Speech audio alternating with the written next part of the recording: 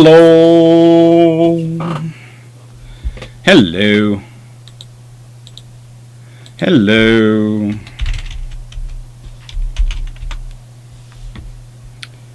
Ba-da-da-da.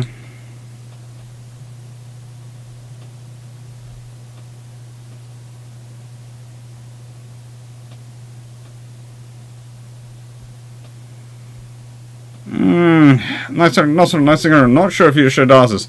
But, would you agree, Doc, as a historian, that all the colonial powers should be criticised for the stuff that warrants criticism? Well, you have to define warrants criticism. You can say you also have to put that criticism in context, and that's not me being merely mouthed. You can say things are not what you would do and not what today's standard fits. You can also say that they were the practices of the time. It's one of those things you think about when you're dealing with empires. There are things which all empires pretty much do, some to greater excesses than others. None are nice. An empire is not a nice thing, but you have to consider the reality that empire was the way of the world for several thousand years, and it took a while for humanity to grow out of it, and there's an argument as to whether or not humanity has actually grown out of it, or whether we now do informal economic empires. If with the move to capitalism we have moved from having a formal mercantilist control of places to economic capitalist control. The reality is, it's complicated.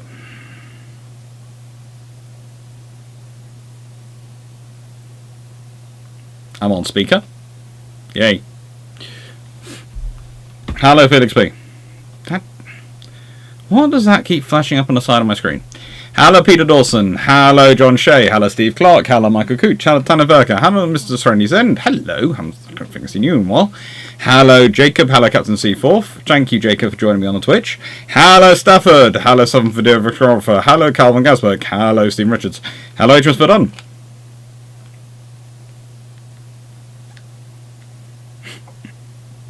Hello, Night everyone. Hello, Captain C4. Again, hello, DG40, Ian Stradling. Hello, Wayne. Hello, Albazaski. Hello, Michael Cooch. Hello, George Newman. Hello, Felix B. Hello, Peter Dawson. Hello, JMF. Hello, Mark Harkness. Mark, nice 681. Wayne's New York before 402. Hello.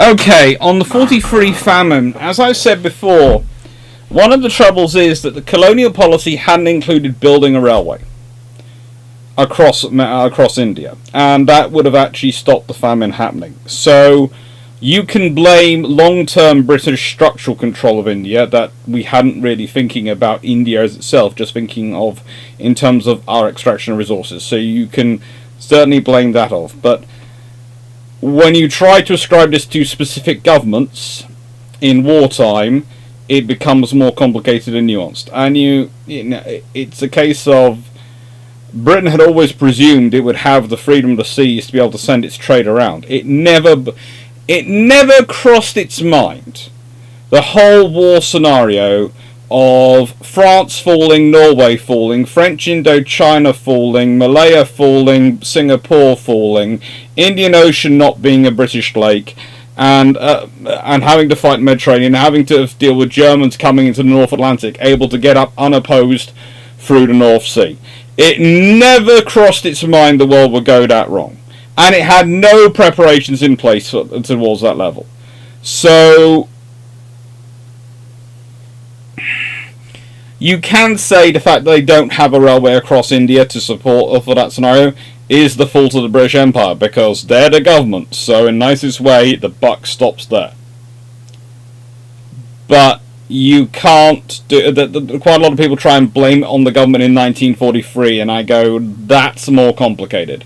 That's more of a, yeah, because you've got examples of Churchill asking the Americans for freighters and everyone for freighters to try and send them around and try and spare the ships, and looking for it to send it there, and no one has the ships to spare. So it's one of those scenarios. I can see where people are coming from, because it's far, more cathartic to blame the government at the time, blame the evil imperialists at the time, rather than have to go, well, no, actually, you have to blame successive generations of governments which didn't consider this and didn't build this railway across India. So that's the fault. Your voice is quite distorted. Why is my voice distorted?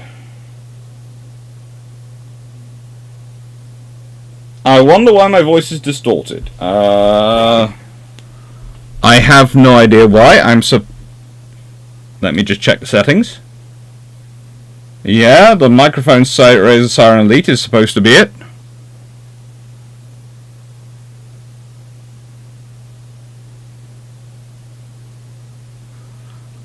Let's turn down the gain a bit. How's that sound? That better?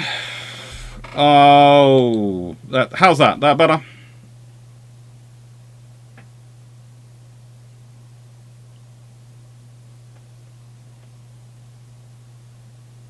Hopefully that's less distorted now. I have no idea why it went weird.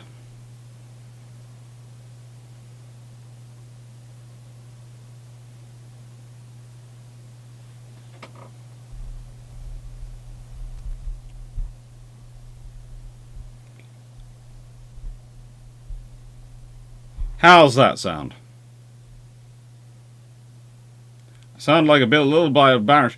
Normally I'm being complained at by people because it's too quiet. With my railway historian hat on, the geography of building a railway across India is massive. Totally possible, but expensive as... Yeah, it is. But it's the only alternative you have to the ships going round the coast of India. Because one of the true tragedies of the Bengal famine is you have plenty of rice on the opposite side of India. It just can't get there. Now it sounds normal. Okay. Can't see you. The railway isn't across India, isn't necessarily Bengal's emergency reserve, it's Burma, just across the border. Then there are lots of things which aren't planned on, fighting in Burma, all sorts of things. It just, ultimately, it's not so much racism as short-sighted. And expense, not wishing to spend the money. There again, we can't get the British government as a rule to spend the money in the UK, so what hope was there of them spending it on a colonial possession?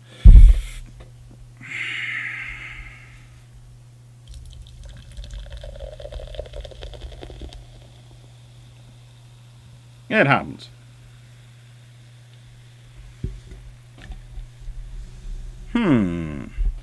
I'm not sure why it was distorted when I was further away from the microphone.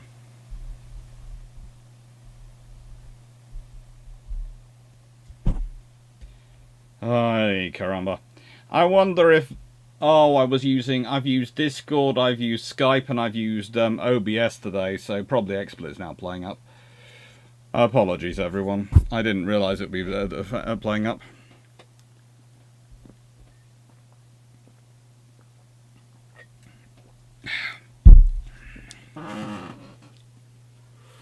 I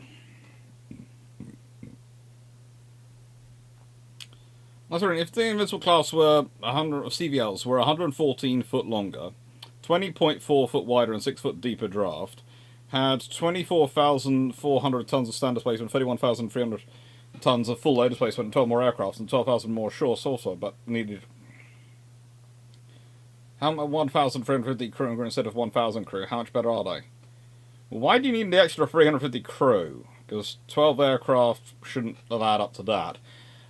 They are far more useful vessels. They are far more useful. You have a far more useful air group. And a far larger air group to draw on.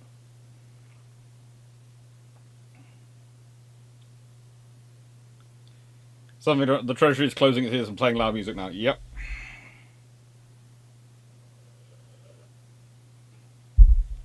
Adrian, you're talking about railway across the subcontinent to a nation whose press is convinced the line between Birmingham and London is too much, guys. Yep.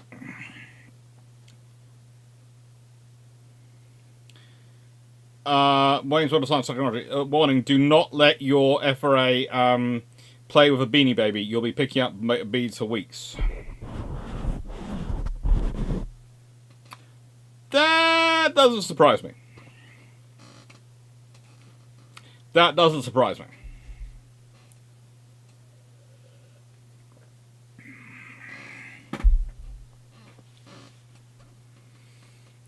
Anyway, I've got some interesting books for you this evening. They're a pile next to me, actually. If I do that, you can see the pile. They're balanced on top of another book, so they're all in visual range. They're balanced on Command of the Oceans, which I might also get to at certain points. But there's roughly 2, 4, 6, 7 books here. Well, just because a ship's larger doesn't mean it has to require extra crew. Are you needing extra crew in the engine room? Are you needing extra crew for the aircraft? What extra crew are you adding in? What extra systems are you adding in that require extra crew? Because just adding in more space and making something bigger doesn't necessarily require more crew. Knights of Geirr on.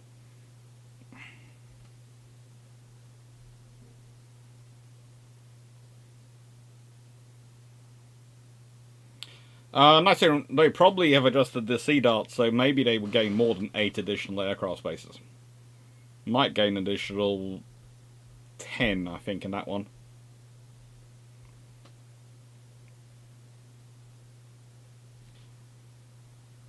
My coach, also Britain did not own all of India. Some of the princely states were nominally independent, which could complicate planning a railway route. Yes, but usually our method of dealing with the princely states was to ask them how much money they wanted, and if it was too high, ask the person who really hated them the most how much they would take.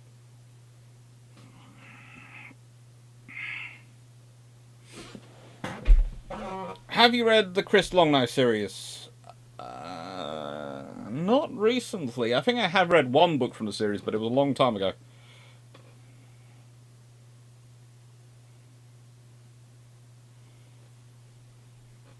Excellent. Probably best for us not to start down the line on money from Treasury, given apparently, even in 1900s, Fisher fought the worse than Devil himself.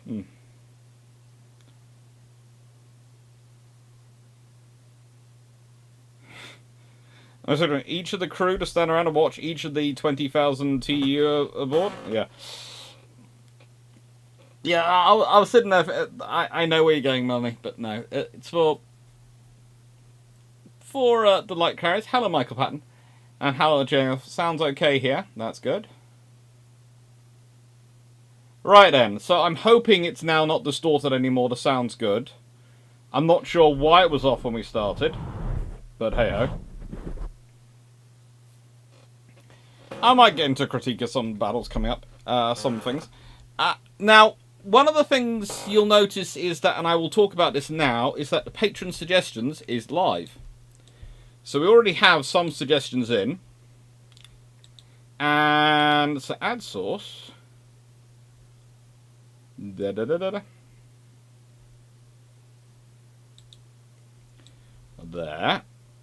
And let's take it down. So patron suggestions is live. And so far, it'll go for people who want to publicly view them. Usually it's supposed to go public for public viewing 3 days after, but it's patrons. It's open early, and only patrons can comment. And so far we have an interesting one from. Well, I'm sorry. I'm just going to call that name the Blackburn to the max. Thank you. I'm gonna stop doing the hovering over. I didn't realise it did that when I hovered over. It didn't do that earlier when I hovered over, so apologies. Andronor has put in a good question. Blackburn to the max. The question seems to be: Japan decides to just settle with just keep to Manchuria in China, and instead concentrates its funding on developing naval build-up and infrastructure, rather than trying to take over a massive empire in China. What does this mean for Japan? It's an interesting one if they manage to keep control of the army. Reintroduction of naval treaties in the modern current age. Oh, good lord, that would be painful. you know, it's a case of the nicest way. The actual reintroduction of it would just be absolutely absurdly painful, and who would you sign up to it, and would they accept it? There's no point if you don't get both America and China signing up to it. There's just no point to it. And who would anyone else sign up to it? 7 books. Tanaf. And then there's some repeats from Paul Christian Thompson. The Attack on Copenhagen, 1801. And the German use of any captured naval ships in World War II. Cool. Kalmgansberg, Diesel Kriegsmarine. Flotillas of the Danube. Then Robert Locke, Sabotage of Salvage, Royal Navy Port Clearance. Smoky Joe's, Dunkirk and Beyond. And the Special Operations Executive at Sea. Michael 66, 50-gun ship of the line. Michael 66, I Chain Infrastructure in World War II. Your videos on the Singtao incident had led them to keep war mentioning Japan not investing in infrastructure, having bottlenecks because of this. What were the infrastructure capabilities, and what were those shortfalls bottlenecks? If you made the minister in the 1930s, what improvements would you have made? And Mike 66, the RN and the USN had different carrier doctrines. Each side must have had an idea of the other's doctrine pre-war, and each would have seen, via Liaison Officers Act and US's Robin, the other's operations and practice during war. What is everybody's view on the other's doctrine? Yeah.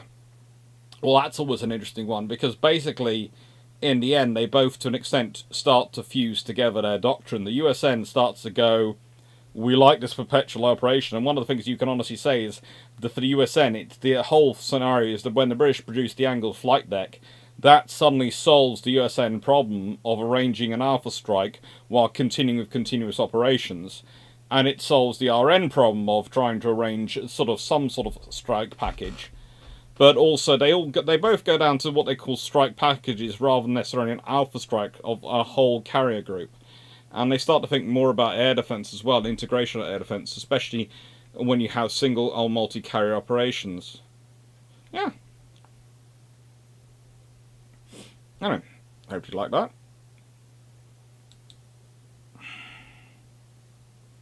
Right, I'll put that over there.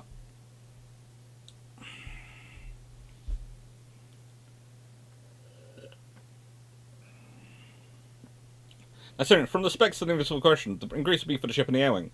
But what extra support does the ship require? The air wing, I can see your reason for increasing. I'm not sure why you're increasing the ship's crew that much. Yes, they're going to need probably some extra loggies. But unless you're planning on introducing an entire new engine set, new turbines, etc., that are going to have new engineering personnel to watch, I'm not sure why it's got up so many.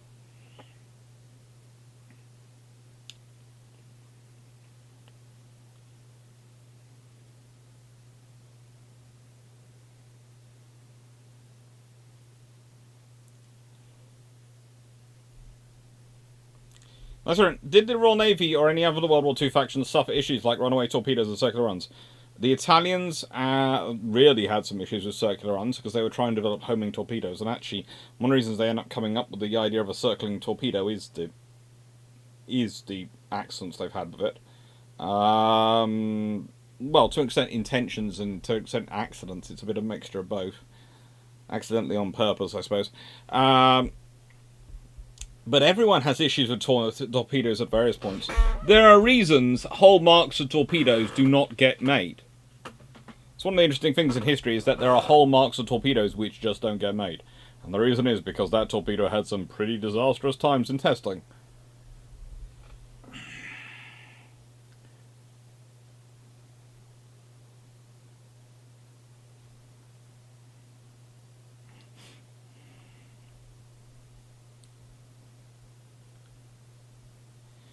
You talk of a British 18-inch gun development has led me to discover a British 18-inch railway gun, listed as the 18-inch Howitzer Mark 1, range 13 miles, named HMG Bosch Buster. Seems like, Alex, it seems that most historical books like to convert historical cost of equipment to current monetary value. What is your preferred value? I never find the conversion factors are satisfactory. What I do is normally, and you saw this in my own book, is I list the price it was then, and then I put in a footnote for comparison for comparison using this metric, this is the equivalent in today's spending. This is today's price, but it's not a perfect comparison. I find that works because that helps people.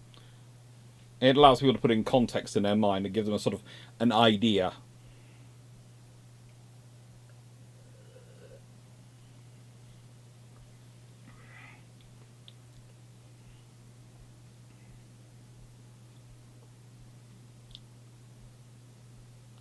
Georgina, I was watching your first, second and third rate to comment response video earlier today. A couple of years ago I gave money to a fund trying to reforest Scotland. The thing was, the Highland clearances were actually more annoying for the British than anything not, because they tended to clear out, A, the wrong wood, B, in far too vast quantities for the wood market to use, and C, it was mostly so they could put in sheep, which tended not to do well in the Scottish Highlands.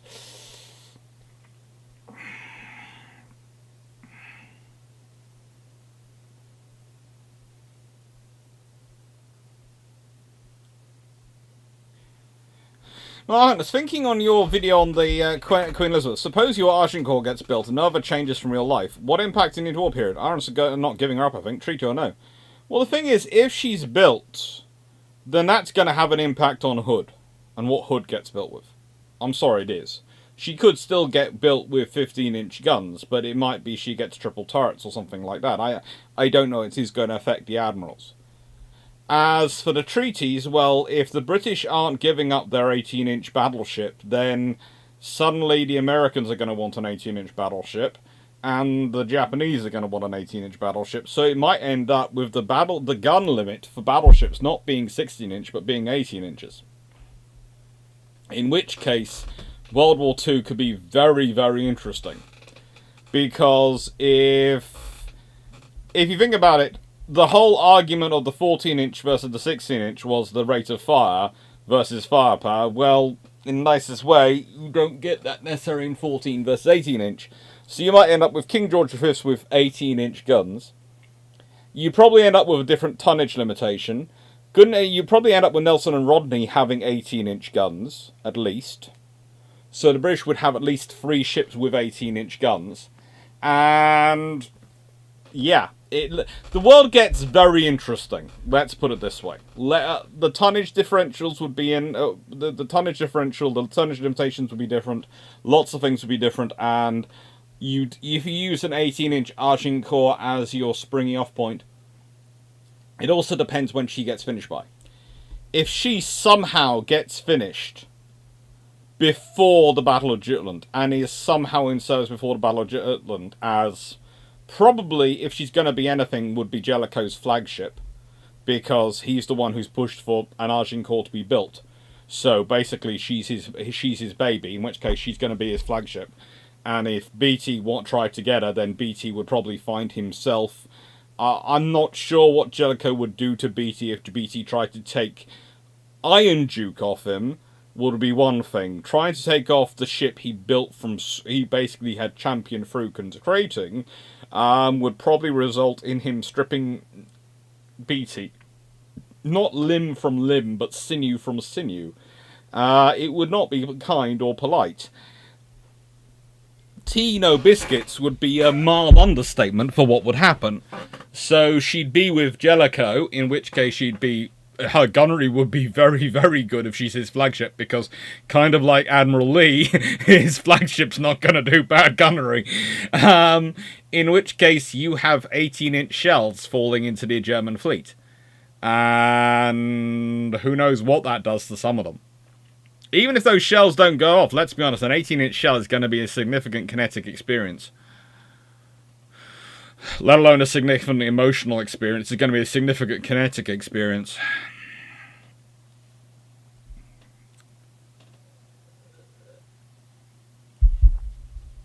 Many circular runs are caused by a stock gyro. They can happen on any gyro-guided torque, can't they?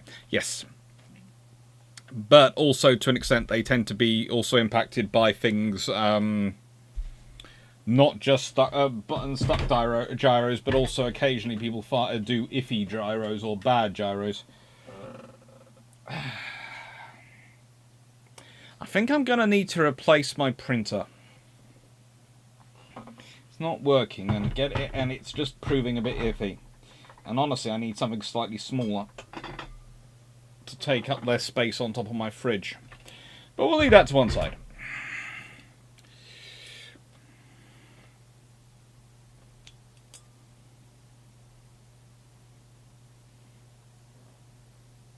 Excellent. The Queen Elizabeth videos have got me thinking far too much. I know you have other books you want to go through, but could you put some further reading on Queen Elizabeth class in video description or Discord me? I'll work on a reading list for the comment response video, because somehow I think the comment response video this week is going to be on the response to the Queen Elizabeth class videos. I'm not sure why I say that with an average of 60 comments each. I'm not sure why I say that, but I have this feeling this week's comment response video will be on the Queen Elizabeth class video.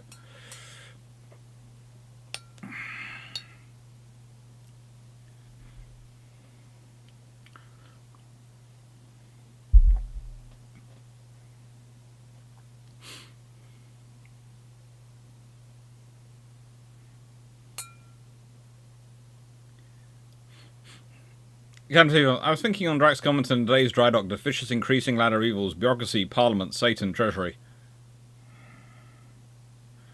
To be fair, I think Satan's a little high on that. I think he would honestly, for Fisher, it would go Satan, bureaucracy, parliament, treasury. But yeah, it's nice of Drac must be mellowing in his opinion of politicians for them to be ranking below Satan in Fisher's order of evil. And 1636, of the Royal Navy Emergency Wartime Destroyer builds, which were the best and worst? Best probably the Battle class, although they didn't come into service till early. There weren't really any bad ones, in a sense, but the class which you most sort of go, justify yourself is justifying yourself as a difficulty is probably the weapon class, even though I actually have a soft spot for them.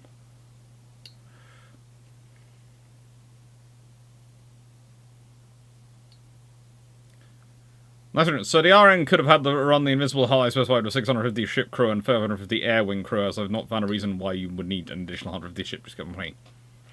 Sounds about right. If you consider we currently run the Queen Elizabeths with roughly 800 crew aboard them.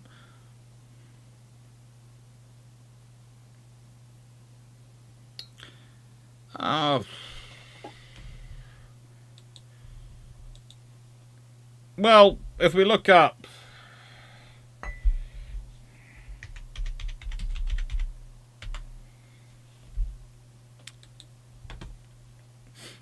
roughly,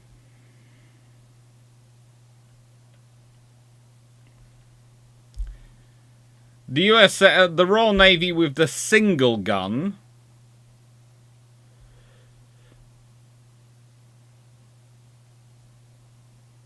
I always thought the fact that the guns prove too powerful for Furious's light hull, and they, it just, if you want to prove something wasn't designed for the ship it was attached to, it's too powerful for it and it's breaking it.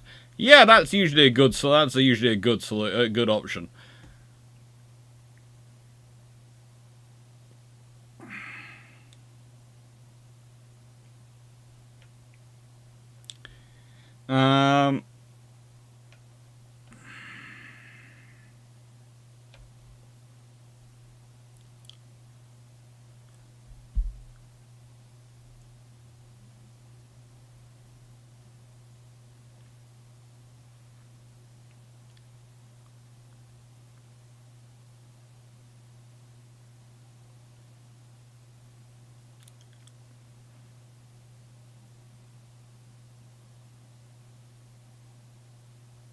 Let's see.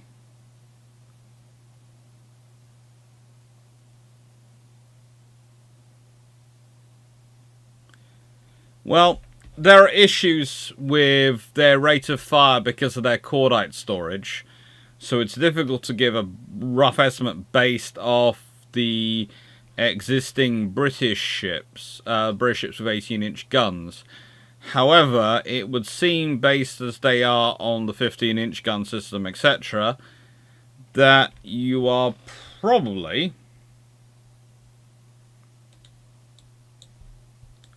looking at a rate of fire of around...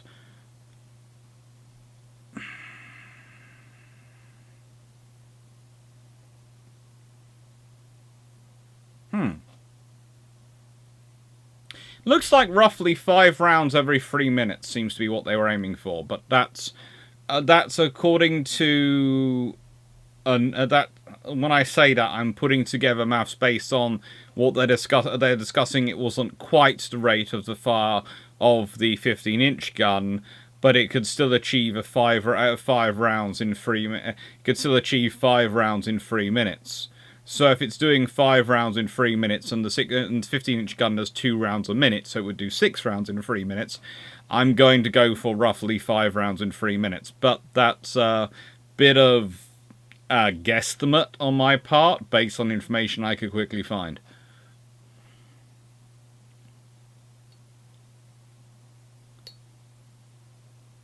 Calvin Guzman, also 18-inch shell premature explosion also hurts a lot more than a 13.5-inch and 15-inch. It's painful, whichever way and whatever happens.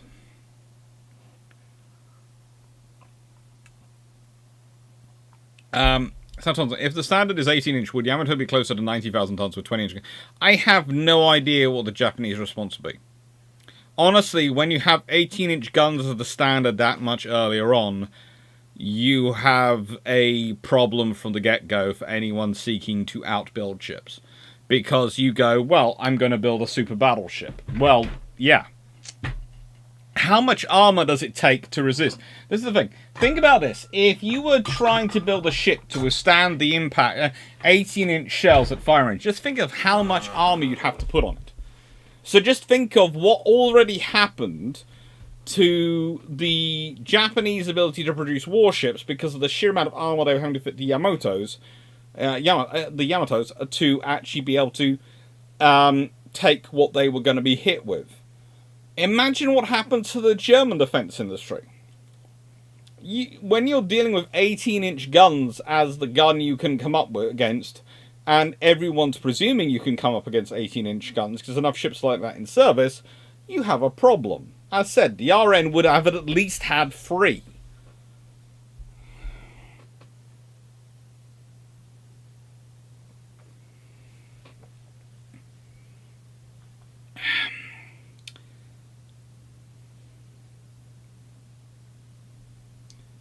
No tea and biscuits are fate worse than death. Cruel and unusual punishment, also as bad as taking a rearm mission.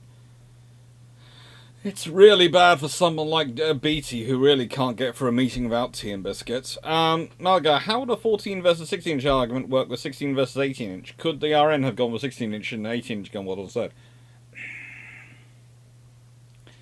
That becomes a really interesting thing, because it might be the British keep with the 15-inch rather than going 16-inch. It honestly becomes a whole discussion point. And it will be an interesting debate to watch. I'm not sure I'd go for a Shakespearean tragedy for HMS Hood, 9681. For starters, I don't think anything should really be described as a Shakespearean tragedy, because frankly that's an insult in my world, because they are so boring.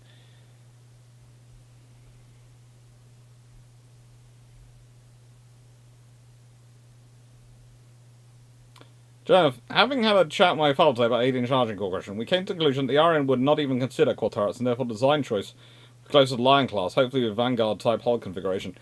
That's an interesting idea. I presume that's for the next generation of King George V's, or the sort of the next generation of ships built after World War II, built before and run up to World War II. So I'm not sure what happens. As I said, it's going to depend. It might be quad 16-inch.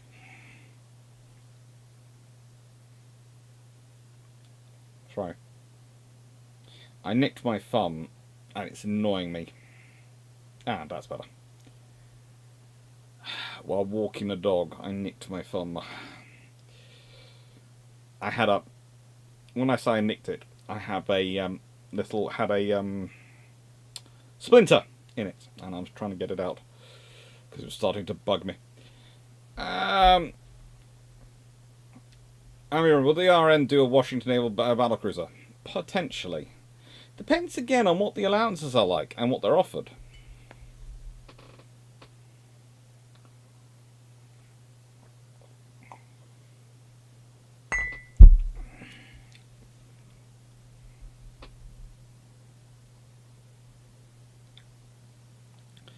"18-inch 60 is too much, Stafford. You'd probably be looking at... Well, the British could keep with 42s, but they also, with an 18-inch, they might go to 45. So you're probably looking in the 1980 in 1910s. You're looking at a 42 to 45 is probably the likelihood.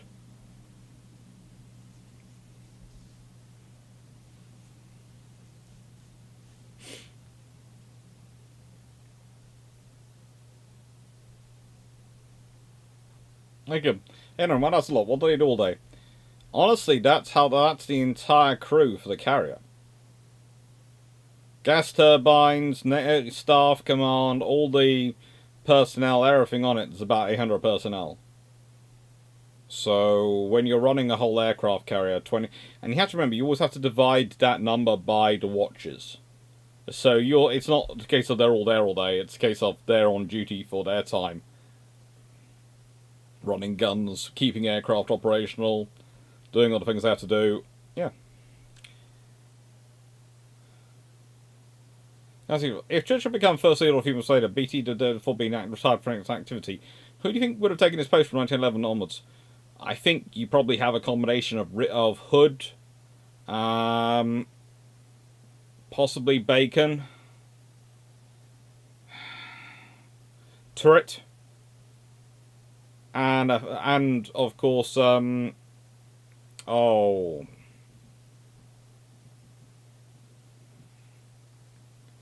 Sturdy. And more likely Charles Moore as well, to an extent.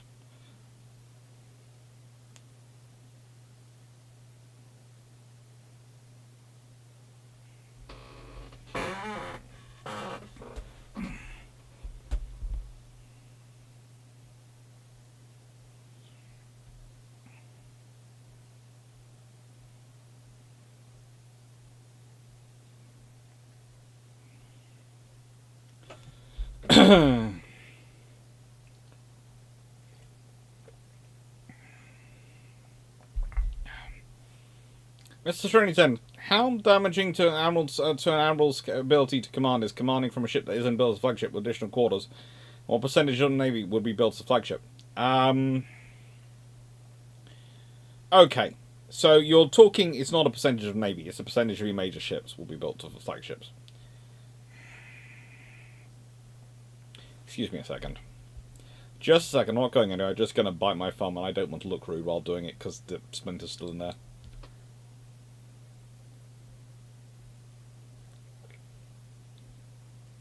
Done.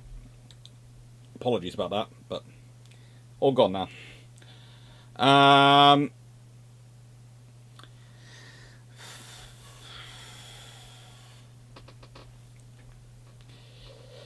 In terms of percentages for an admiral to command, as a rule, the Royal Navy and the US Navy seem to fit about 1 in 4 of their cruisers and capital ships, etc., for admirals' accommodations. These days, pretty much all carriers are fitted with admirals' accommodations on the presumption that any of them could be used for it. And again, it's about 1 in 4 of your major surface combatants might have suitable spaces for a senior officer and staff.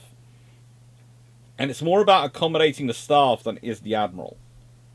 It's a case of you need extra bed space, you need extra office space for that admiral. An admiral, people often think about an admiral turning up and just go, oh, it's just the one person turning up. No, they turn up with a whole retinue. You could be talking, depending on the command, you could be talking anything from 20 to 200 people. So you need space.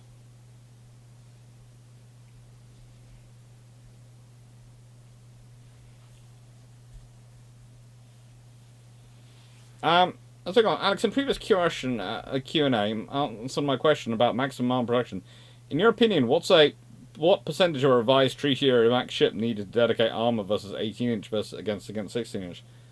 If you're trying to arm against 18-inch, Well, think about it. When you're armouring against 15 inches, you're talking about 13 inches of armour.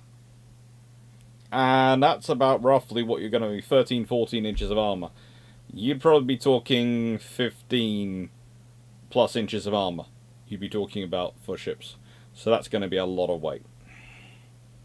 And you're probably going to want to stack it back through.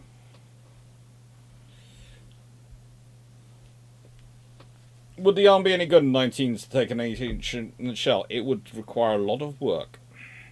It would be have to be quite thick. Actually, I know it sounds odd, but if we get ships like that, do we get people trying to invest in plane subs earlier as more attempted countermeasures? Probably submarines more than planes. Remember, it takes a while for planes to get to the point at which they can kill any ship, let alone subs, let alone big ships. But you know, subs possibly. As said, that was one of the problems that you're sort of talking about. The RM was considering with the process of Queen Elizabeth class. What happens if you go too powerful? Jacob, honestly, I think you should stop walking the dogs. First one ankle, then the other, and well, the second ankle wasn't dog walking, and to be fair, this doing the thumb on the way, getting a splinter in my thumb on the way, and all those things, that wasn't really the dog's fault. That was the branch which got in the dog's fault.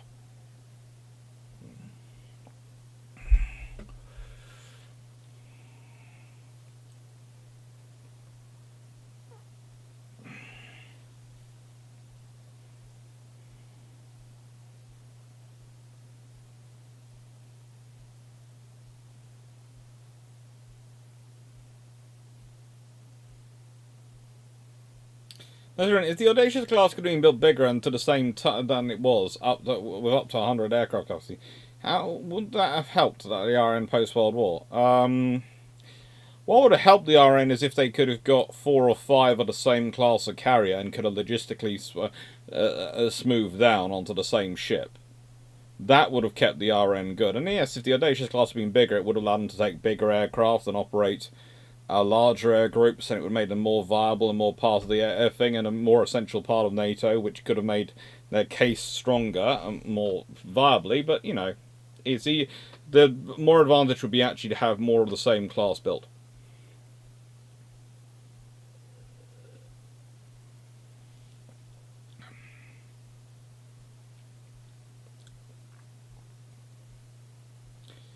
But Lewis, if the Allies said more forthcoming about war, could they have forced the Oresund? Let me just check out depths.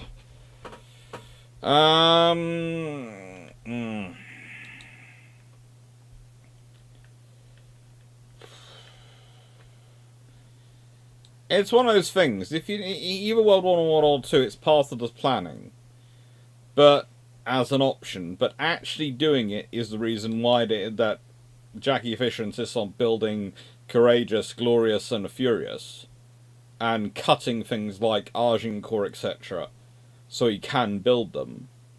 But it's not really the most. Let's put it this way: it's only an option you really want to do after you've neutralized the German fleet. But if you do have enough warning, I suppose you could pre-position a fleet and send it in, but then that could be a case of giving the enemy a casus belli they can blame on because you positioned your fleet in that way. Because to position the fleet so it can charge down there, you're going to have to get it quite high up into the, probably the Skagerrak.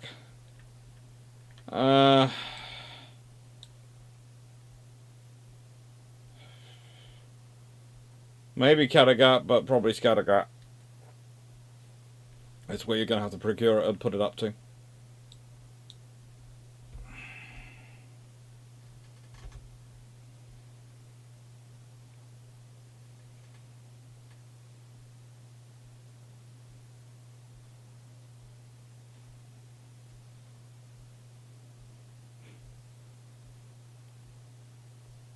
Sorry I did that stuff. I hope you find a dentist. Cameron, the George was basically built as soon as allowed by treaty. The only reason they didn't pack improved 15-inch guns was internal arm politics. As I've said before, it's all down to Chatfield. So, having an 18-inch gunship with armor to say, how does the torpedo technology progress and aircraft having to attack those ships happen? Well, torpedo process, you probably get more of an interest in the long-range torpedoes, 24 inches, etc. Because again, the gun range is going to be that big. You're going to want to be your destroyers, etc., are going to want to have a longer range hit. For submarines and aircraft, again, the efforts are going to be there, but it's still the thing that restrains aircraft development is development of the engines suitable for them. That's what holds it up. People think it's not a desire to have. No, it's having the suitable engines and being able to prove they're viable. And that's far more difficult, getting a reliable engine, because it's one thing to say, oh, we managed to launch this all-aircraft attack in this exercise. Yay! How much maintenance did you have to do for the days beforehand to get those engines, all those aircraft ready? Lots. How many aircraft were able to fly the next day after the exercise was over? Virtually none of them. Okay. That's not really a practical weapon of war. It's a great potential weapon of war, but the amount of effort you're going to have to persuade to get it up there is going to take time. Because you can't just magic things. It's going to take time.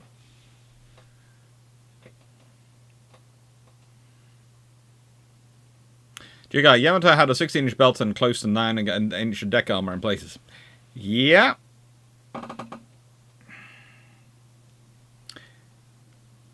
That's the strange end. If 18-inch becomes the upper limit for the treaties, do we see battlecruisers being built in the rearmament before World War II? Due to limited size dockyards and decoration of the armoury. I'm not sure if you get battlecruisers. I think you might end up with more 12-inch gun armed large cruisers. Because I think, honestly, at the point of if you're talking about 18-inch guns as being the battleship standard armament, and I think having a 12-inch armed cruiser becomes quite a viable thing. In which case, your large cruiser might well be a 12-inch gun vessel. And they might even have actually included a category of that in the original Washington Naval Treaty. If you're going to agree battleship gun is 18 inches, then you might well go, hang on. Okay, let's say anything below 12 below is no longer a battleship. Fine, or a capital ship, but now we've got to sort of work out what kind of cruiser. Interesting enough, if that happens, you might actually get the British holding on to their early battle cruisers for longer. The ones which are still around, because they had 12-inch guns. Or they might even take the 13.5-inch gun battle cruisers down to 12-inch guns and keep them in service until they can replace them.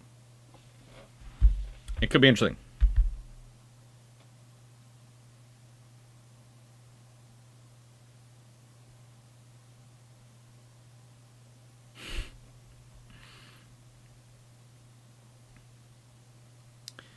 Gunners, guess you need extra admiral staff. I guess you need extra radio equipment too, plus power and personnel. Yep, and food, and people to feed them. Curiously, all 15 of the CSE are supposed to be identical. I wonder if they'll be identical, but there is I think that's because, to an extent, the Canadians are talking about the admiral stuff being modular and being some of the modules that they will put in. So the CSC being used as the admiral's ship will be will have the admiral staff modules put in it. They're going to have the accommodations facilities, I think, for them already included, but the spaces for them to work are going to be modules. I think that's what they're looking at. Take care, Amelia.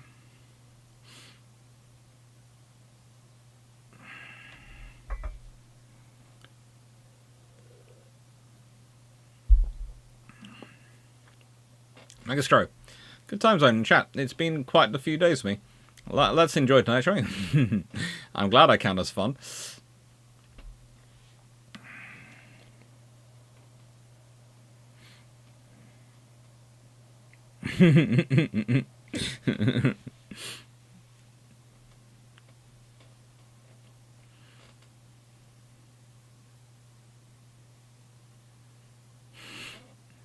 Would the British have been better off completing 3 Audacious while keeping Victorious for training and testbed role and scrapping the rest of the armour carriers? Probably.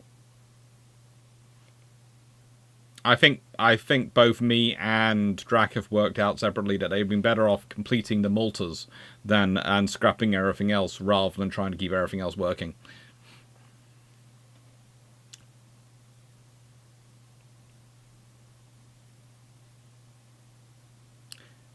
Yeah, no one's opposed to Fluffy Research Assistant providing backup. I know the Fluffy Research Assistant has been. It came out during the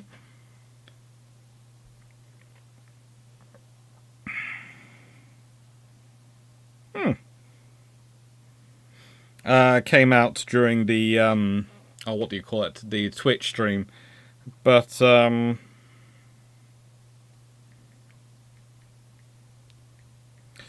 maybe the assistant, Fluffy Research Assistant, will fancy coming a visit.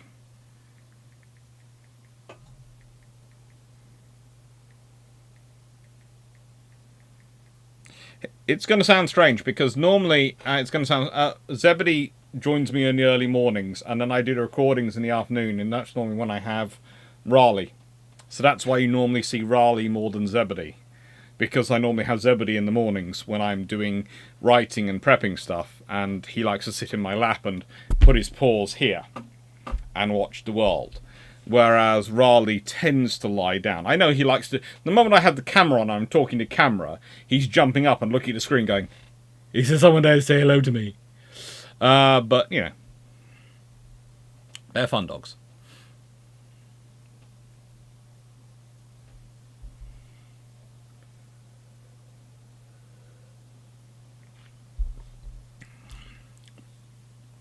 That should be the N3 and G3 designs had 9-inch sloped and 8-inch flat out deck armor.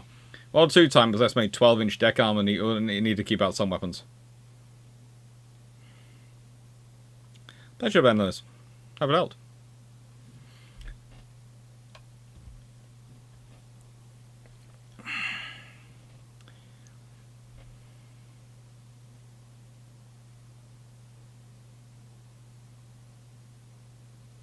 Directions. At Devonport, the area that today is used for amphibious vessels was originally considered to be the spot for 2 to 3 900-foot plus dry docks. Any thoughts?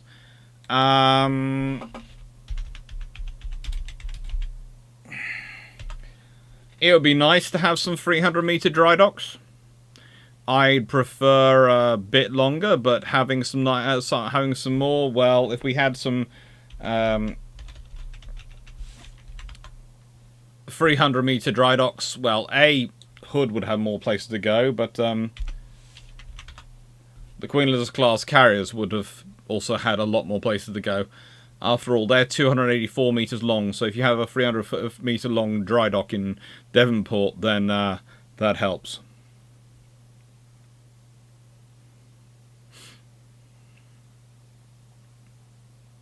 Again, I thought N3 had a 13.5-inch, 15-inch and very sloped. Let me just check the N3 battleship.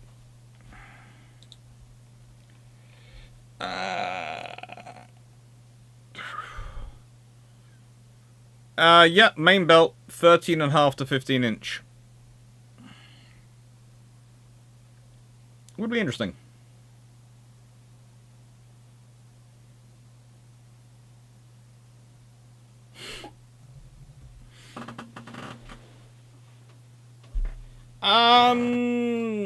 Honestly, there is the... Oh, what's it called?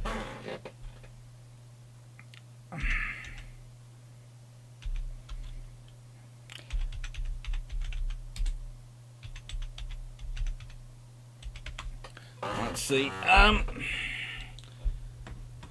Honestly, there's a ship of the line which does useful service in the Battle of Lisa, which is 1866. Honestly, once you get a lot more armoured ships coming into service, then they start to have more of an issue. But yeah, they're pretty useful in the Battle of Lisa. In Battle of Lisa, I think it's on the Austrian side, isn't it? The ship of the line. Yeah. It's the Kaiser. 92 gun. Ship of the line, Austrian Navy, had been launched only in 1858.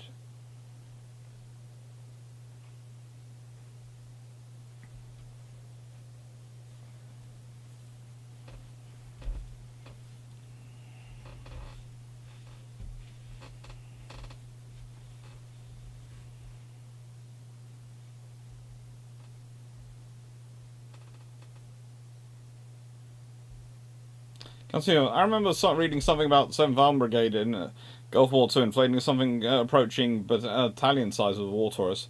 The naval staff have similar issues. No. The great thing about when you're afloat is you don't have space for more tents.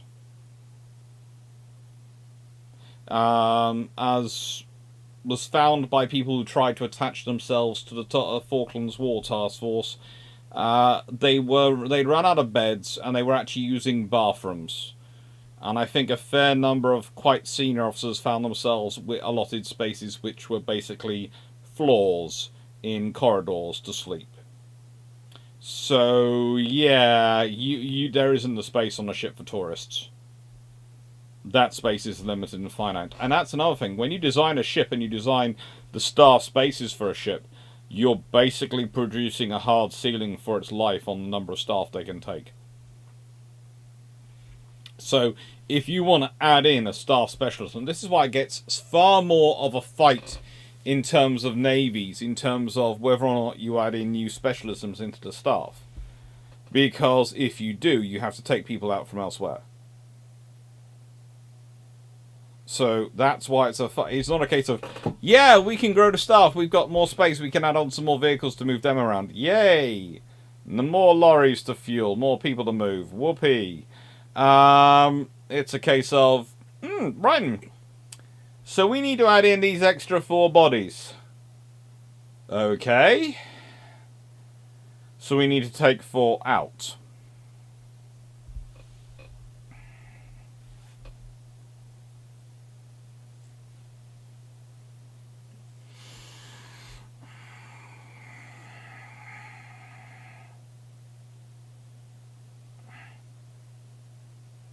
So, how long would an angled deck Malta carrier take to build, Doc? Less than a Victoria's fleet? Probably. Honestly, they could have been completed. It's as soon as you have the angled deck technology. If you had been working on, if you'd had them sort of sitting in the background, ready to be worked on once you'd sort of worked out the jet things, etc., and tested it with new ships, you could have done it.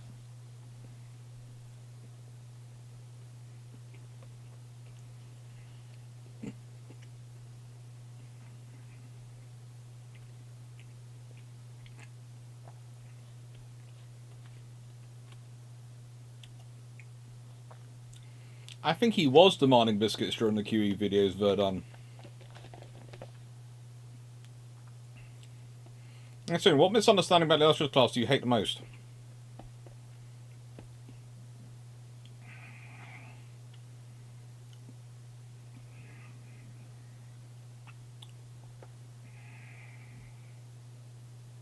There are just so many. I think the most interesting one I've heard is the people who think that the who use the size of the.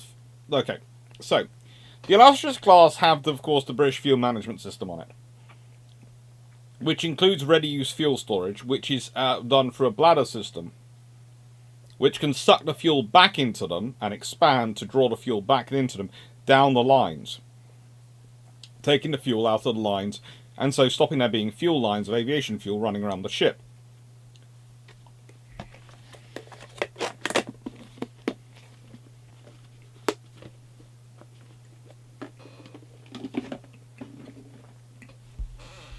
Trouble is,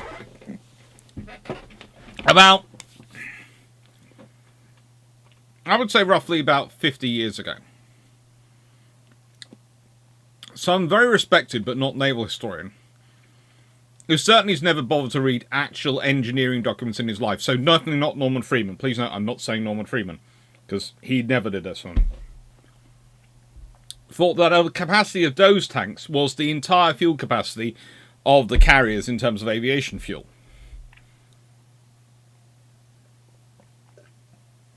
And then you get people saying they ran out of aviation fuel after 2 days of operation of aircraft. And you go, I can literally prove they didn't. I can show you the number of days they're at sea. Oh, well, they don't operate aircraft every day. They do. They maintain a cap all the time. Well, they only fly those aircraft on fumes. You cannot do a 4-hour cap on fumes. You can't do a 20-minute cap on fumes when you have enemy aircraft coming in and you have to come back to rearm. You just can't do it.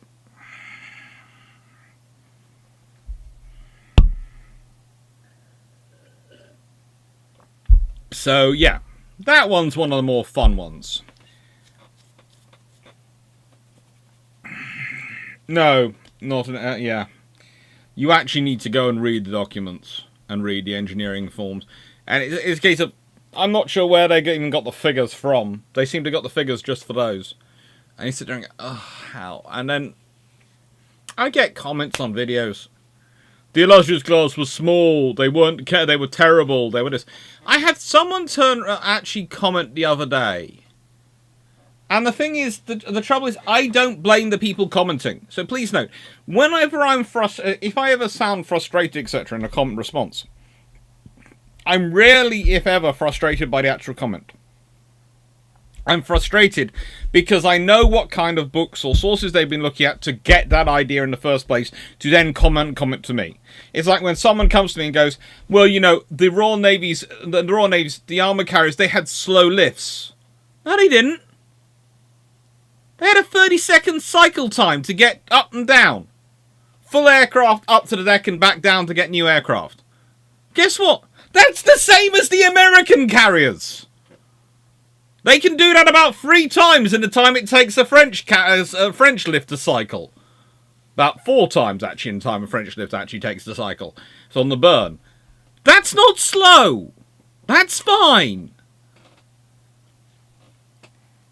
It's a case of, but someone has written somewhere, they were slow. And you go, why? And they go, well, that's because they were slow. That's why they didn't use an alpha strike.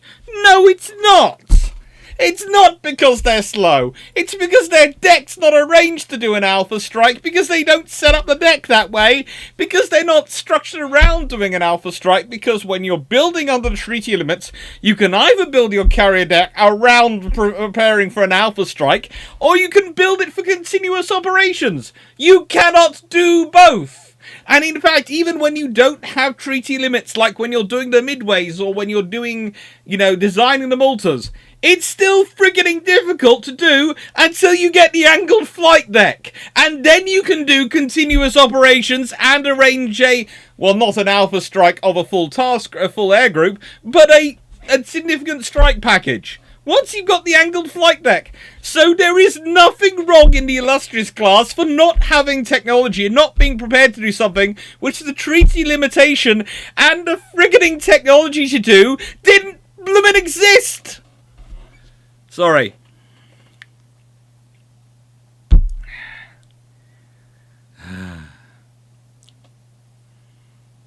Sorry.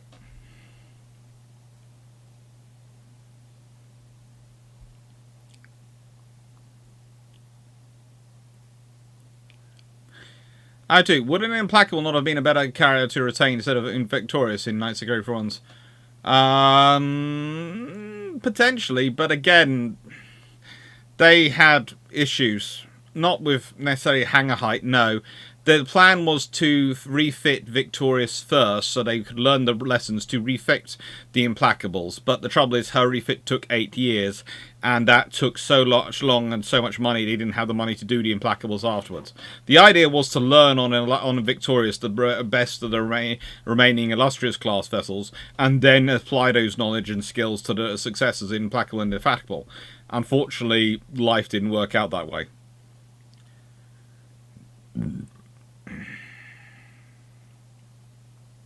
Giaco, would 2 battleships all have to go to an internal belt to save weight, reduce size for infrastructure purposes, or would external belt allow to be built lighter, launch them up? Well, if you consider the British preferred the external belt because you could fix it, you could fix it easily, more easily.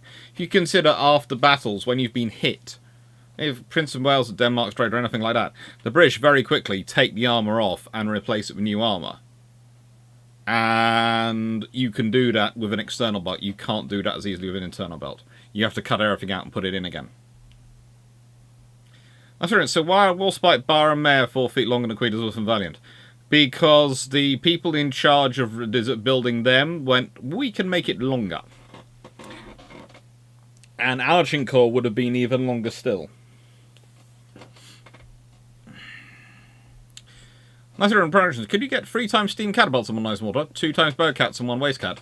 Or would that be too expensive? You could get that on a modernised one with a...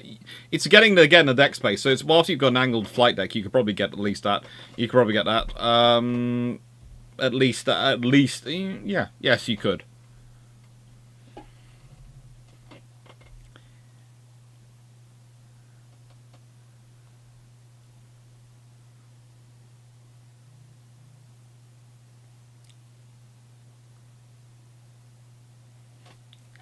Cap equals combat air patrol, cat equals catapult. CAP. It's how the British function their air defence. The British, it's one of the things, people often talk about the full miles and go, oh, they're so slow gaining height. Well, the British whole point was you had the full miles already up there. So the full miles were up airborne at all times. And so the on-duty aircrew would fly down, would zoom down and attack the enemy. And what the alert ones would go up to replace the cap on station at altitude. So these ones launching from the deck, their purpose isn't to intercept the aircraft coming in. It's the cap which are going to intercept the aircraft. Their purpose is to replace the cap on station and intercept the next wave of enemy aircraft coming in.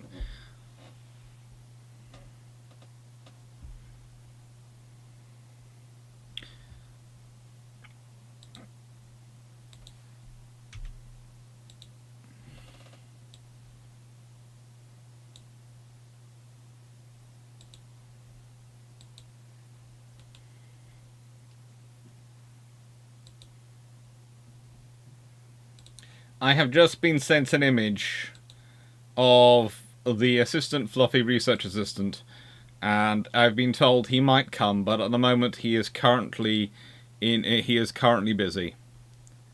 And let me show you how he is currently busy.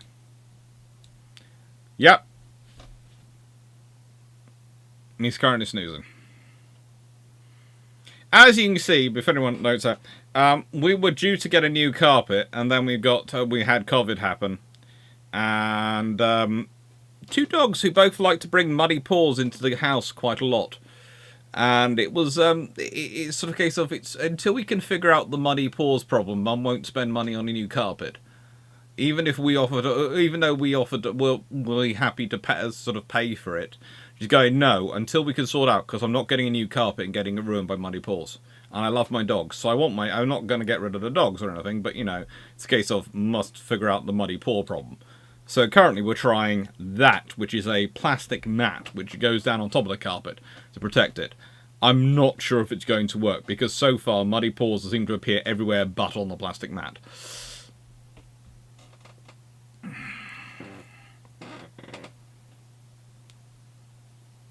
So, Alex, you said how Queen Elizabeth Max changes at Washington Naval Treaty.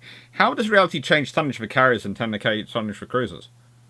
I'm not sure, honestly, how it's going to affect both. It will have an impact on both, but how it affects them, I can't predict. If you've got larger carriers and they've got 16.5-inch guns as their limit, larger capital ships and etc., it might push their limits up. It might. I'm not sure. Excellent. Thanks, Doc. I'm now in pain. I'm not injured, but I know everyone flies with plans to have some fuel left in the tank because some problems become prevalent. That's basic of aviation. Yep.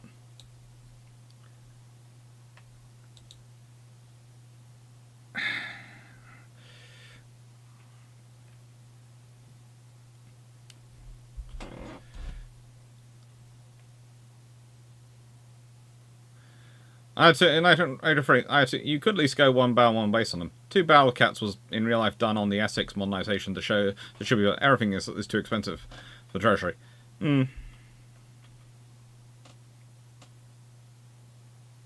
Customer, I take it you are not making progress on your reworking your dissertation. I am.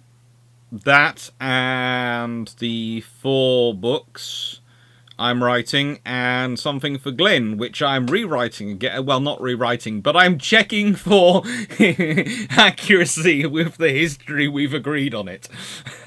So it is correct, and all the fun. But yeah, they're all taking time.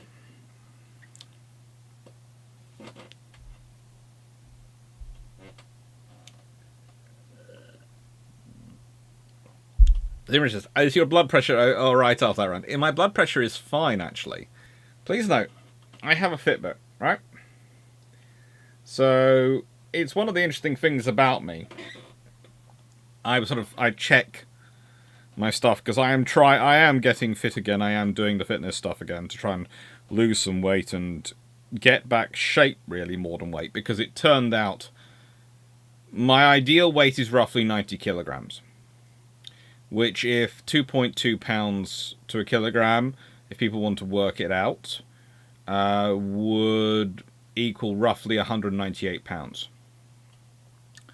So I'm supposed to be between 93 and 84, and I tend to go for 90 because once I start to get below that, and I have been down as low as 84, I look kind of gaunt. My skeleton just doesn't... I've got quite a big frame, and I look very... when I go down below about 90 kilos. But I'm currently 102 kilos, so I'm 12 kilos over. So I'm working on it. But I have a Fitbit. And my Fitbit has, of course, heart monitors and all those things, because I used to have the Charge Fitbit. Then I noticed that the new Charge Fitbit has a whole lot of stuff which I didn't think I needed, so I went down to an Inspire. And my resting heart rate is an average of 64 beats per minute, which is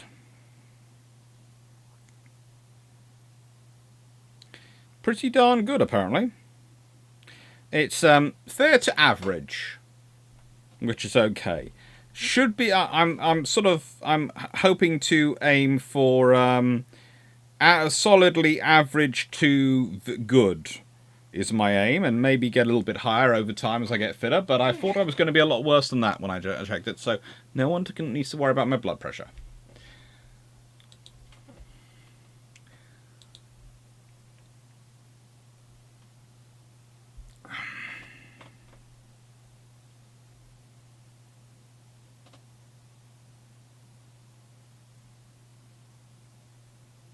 I think the description I was just reading from the Pacific War was, our carriers get hit by a kamikaze, it's 3 weeks of Pearl. The Brits get hit by a kamikaze, it's sweepers on the deck. Not quite, but yeah, the Americans... It's one of those things. The American carriers were easier to build, quicker to build, and quicker to repair. The British ships were more difficult to damage in the first place, and took longer to build. And it's a case of, it's where you're basing your priorities. But also, it's a reflection of the fact the British were building to fight in the Mediterranean, where they thought they were going to be surrounded by enemy aircraft, and the other side of the world from their infrastructure. So, American infrastructure, to go and get that rebuild, has to go back across the Pacific. British infrastructure ships to get that rebuild have to go back to Britain. Pretty much, because their armour and this supply of materials that comes from Britain. Yes, they might forward base some, etc., but the supply of facilities in Singapore, India, etc. would soon get overloaded if they got severely damaged. So that's your limiting factor in your design and construction. What will create a lot of differences. Nice one. So how many 10, 15-inch gun Queenless types might the UK build? I'm not sure where that's come from, and I'm not sure what 10, 15-inch gun you're talking about. Because I did a 15, 6.5-inch gun Queen Elizabeth class, in which case probably as many as the Queen Elizabeth class themselves. The interesting thing would be the impact of that ship on the R class and how they would turn out in comparison. Yeah, don't get me started on the Alaskan taxiway for deck maneuvering.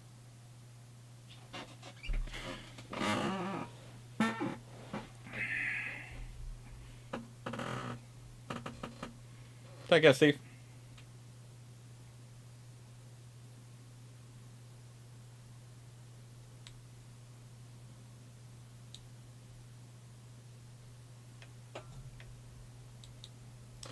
Jacob, teach their dogs to rub their paws on the doormat. We try.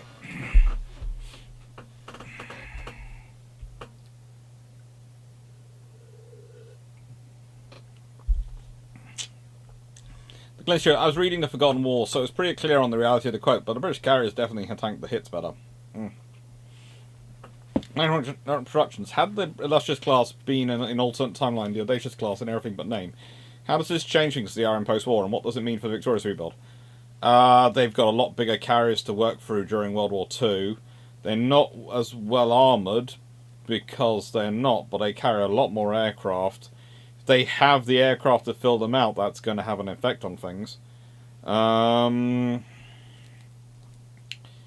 It was going to be a cumulative effect. You're going to have more aircraft involved at Taranto. If you have more aircraft involved in Taranto, goodness knows what happens to the Italian fleet. As I've said before, the more aircraft you have, the more damage they get done. Because they have nothing which really deals with the kind of threat the Swordfish specialises in posing.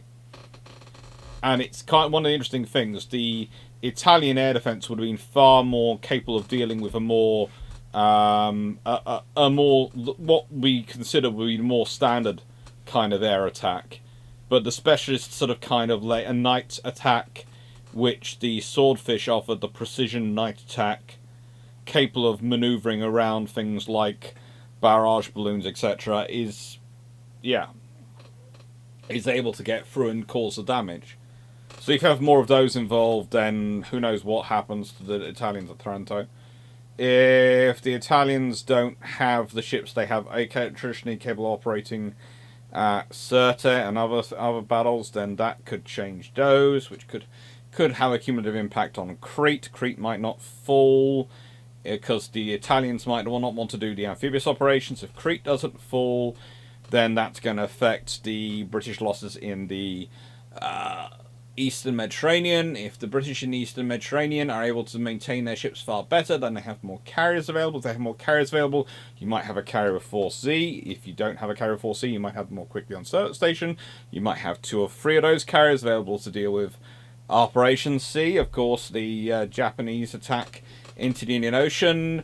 Again, they have a larger strike group. If they have a larger strike group and they have more reconnaissance aircraft up, it might mean they have more than one contact with the Japanese fleet, which might mean they get a more accurate position. They don't then have the issues with tracking them, so they then actually launch their night attack, and actually it pays off, or might not. Who knows? Basically, it's so many butterflies you can't really predict.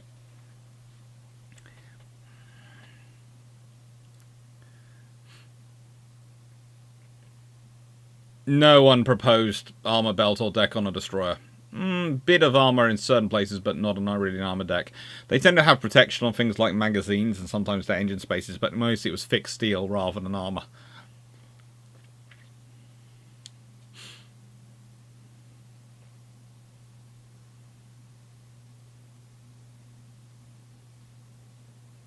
I don't know, I'm disappointed in you for not breaking out of stone in the weight discussion. Mainly because I am all the systems I have to work with have to work in kilograms, and I don't fancy doing the extra mass of conversion. Very good, Wayne. Dropping from 142 kilos to 88 kilos.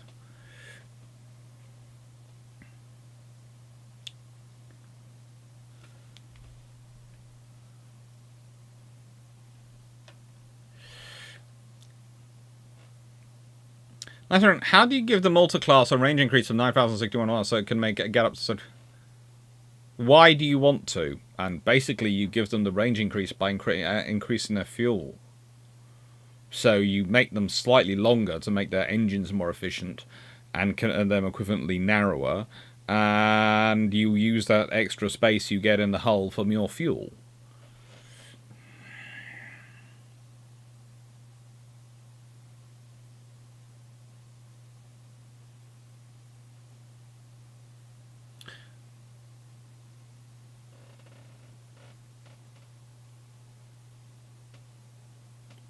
Thank you, Night Heron Productions.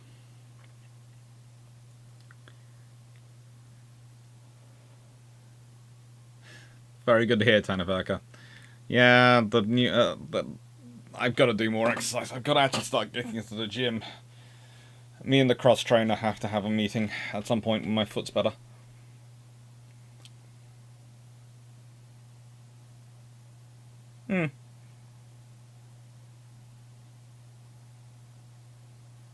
I might well try the turmeric. Thank you, Dick Richards.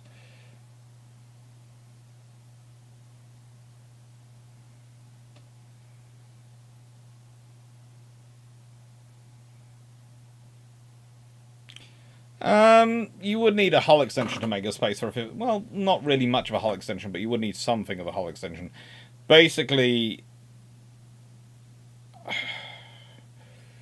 Let's see if I can get this to work. Give me a second. So. I'm now over there on the screen. I'm going to add a source.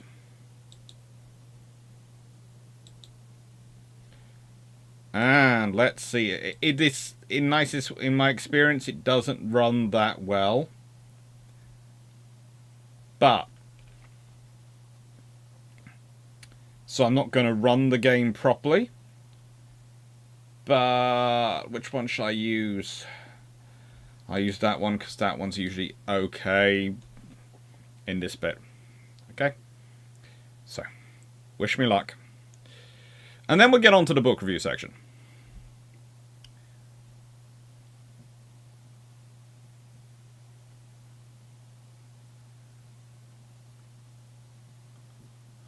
My comment is doctrine. We're done if the enemy finds us.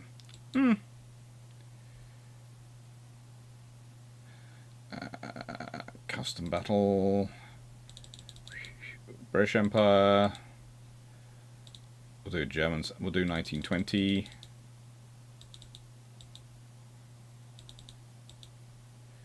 We'll do that. I'm not doing anything actual fighting, so I really don't know why I'm bothering it, but I'm just doing that because of this. And hopefully my design is saved. Yes, there she is. Hello.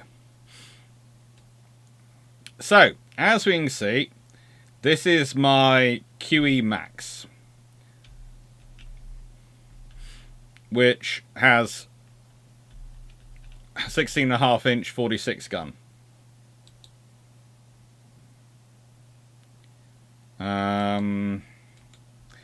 Not sure why I went with 46 guns.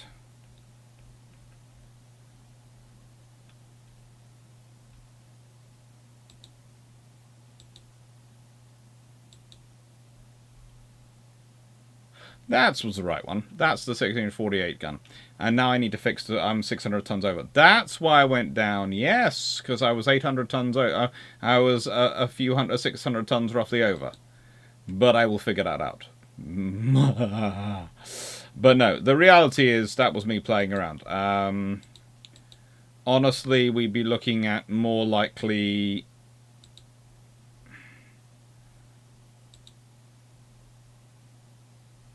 $45. Not 46. 45, yeah.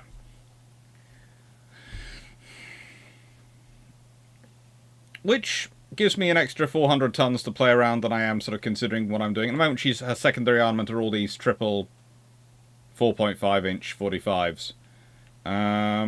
But, you know, that's good shit. Anyway, so. Right then.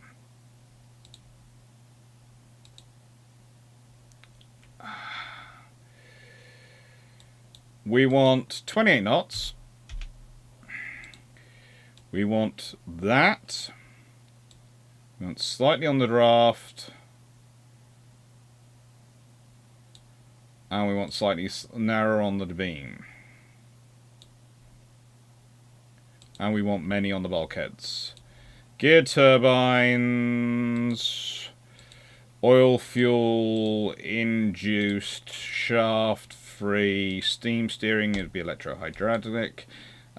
Diesel.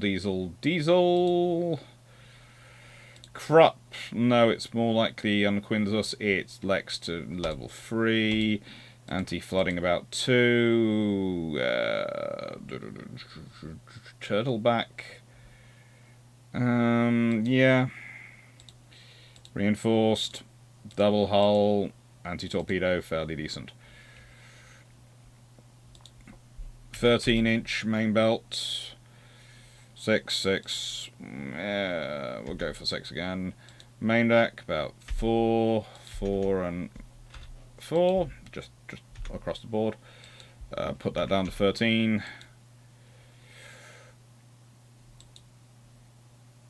Superstruct, inner strut, about that. We'll leave that and that as there, because, well, I like them.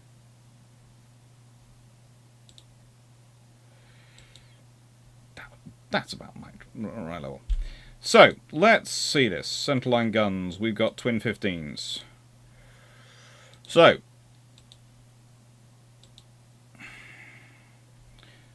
secondary tower.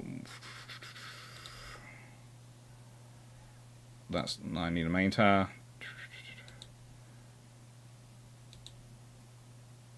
So, you need to do something like that. Centerline guns again. Da, da, da.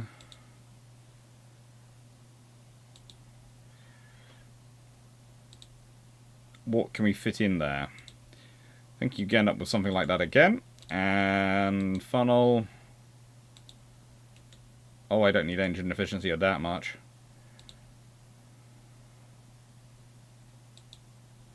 Don't need engine efficiency of that much. That'll do.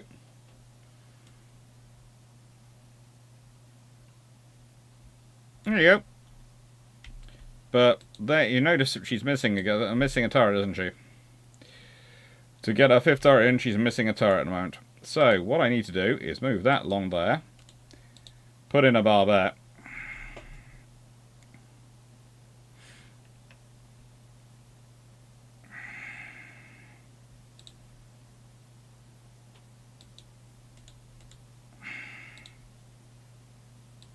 About there. Go you to there.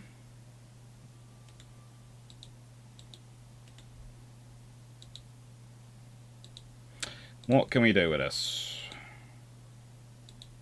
Yep.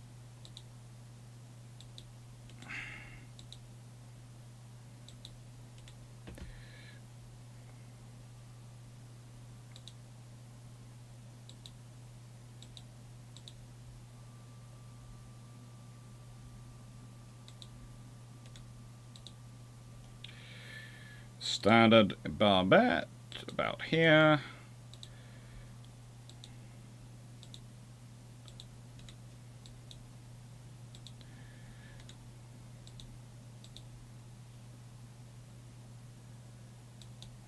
There you go. Now we have Queen Elizabeth with 10 guns, broadly speaking. And actually, this one's actually faster.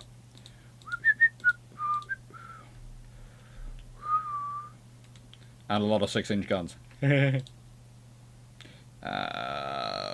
about right. That one about right. And I'm going to go put in RDF because they did. And standard reloading, enhanced. Yeah, advanced hydraulic is about right. Yeah. There you go. So it sort of works. You can make it quick and dirty, but it works.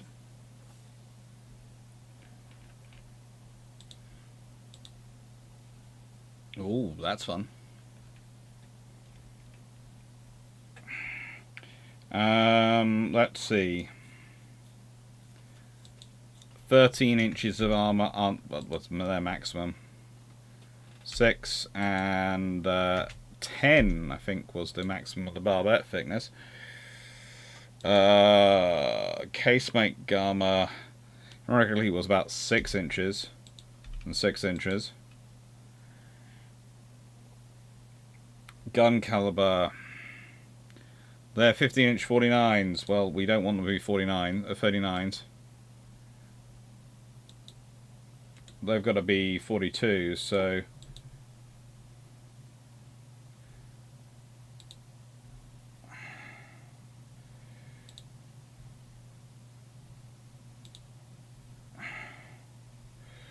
They're now 42s. Right then, that's now a bit too long for that. Okay, let's see if we can't work this one out. That goes there. That goes to there. That goes to there. No, it goes to there. There you go. Here we go.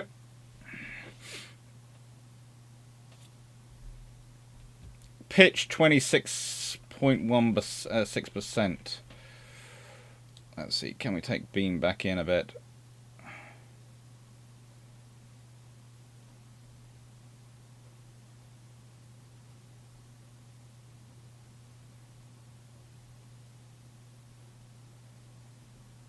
Right, she's as narrow as she can be made. She's down to that. 4 weight offset 9.6%. So yeah, but I can add on some more standard quarters. Would like to have that. And I'm going to need to change the aft weight a bit. Aft belt going up. I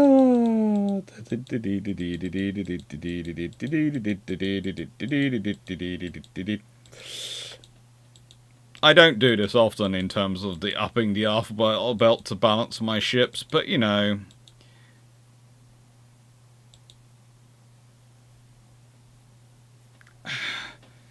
Do I want it slightly heavy at the back or slightly heavy at the front? No. We'll go for slightly heavy at the back.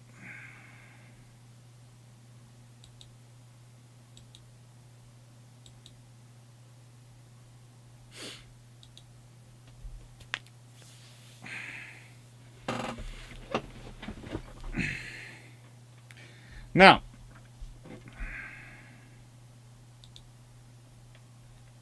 there we go.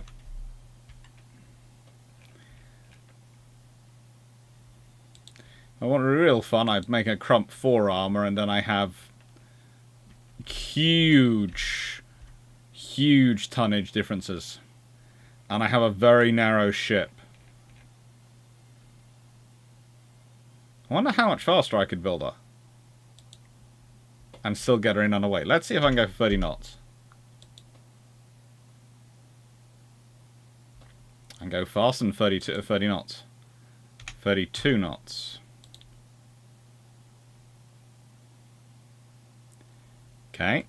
I need a more powerful funnel at this point.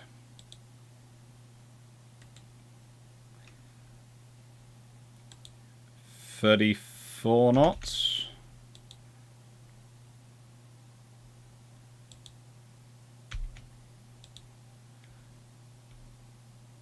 32 is the one, 32.5. I still have over 100% efficiency at 32.5 knots. So yeah, this would not be something nice you would want to fight in World War One. It's incredibly narrow. Pitch is 25%, so 25/6. Now its pitch is down to 24.6. If I've got it standard. Yowza.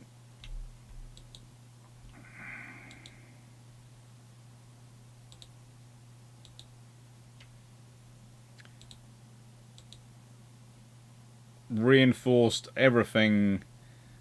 Bulkheads. 4 weight. Pitch is still at this at 25.5%. Not sure how I'm going to reduce the pitch a bit more. Let's go to shell size. Go for increased and heavy shells. Chew powder, TNT. Yep. This would be an interesting vessel to fight with. Anyway, I will quickly expand it so you can have a look at her before I go. Yeah, this is your 10-gun Queen Elizabeth class in quick and dirty. And yeah, she looks pretty good to me. But she does also would cost a lot of money. Worth it though. Worth it, I think.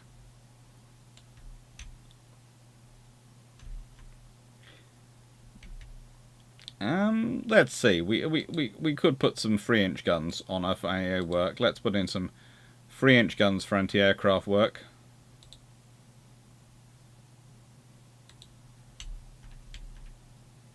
There you go. She has some twin 3-inch guns mounted for AA work.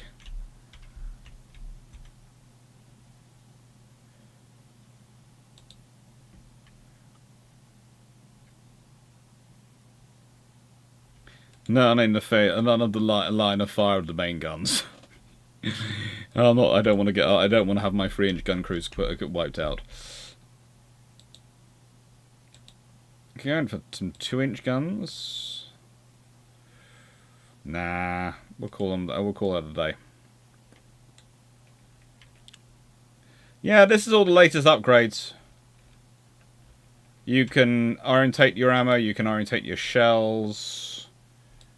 If you want to be really cruel, you go for the absolutely best shells, increased 8 armor-piercing shells, heavy size, and, you know, oh, torpedoes.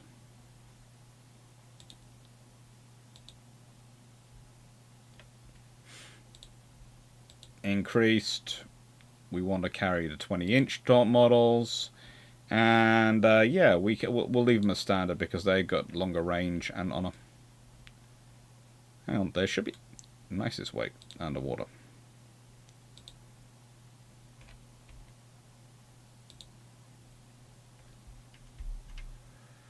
Could always stick one at the stern, one at the fore.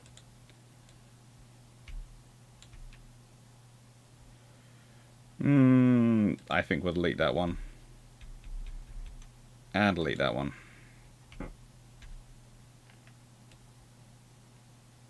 Yep. I wonder if I can share designs.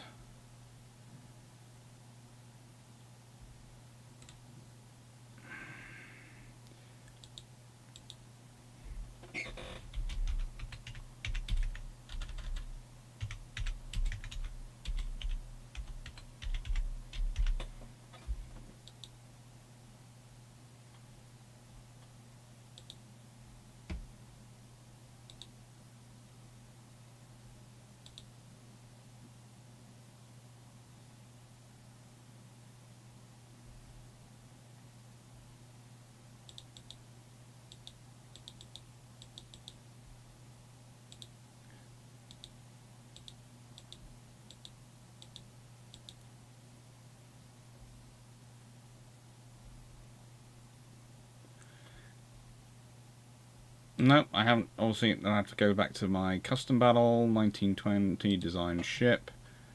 Can I share these designs?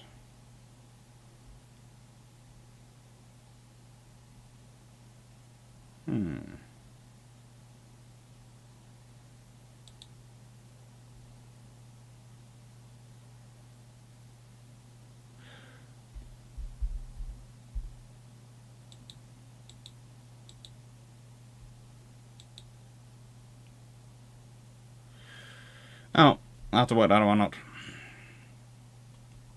Anyway, this is all stuff which I do more on Friday evenings on UAD when I do that on Twitch. So I'm not going to repeat Twitch's content because I've got books to get through.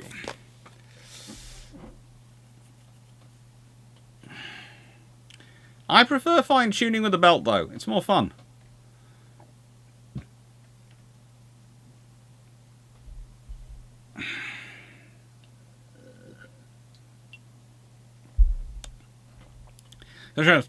Alex is a triple threat in this game: historian, engineer, and programmer.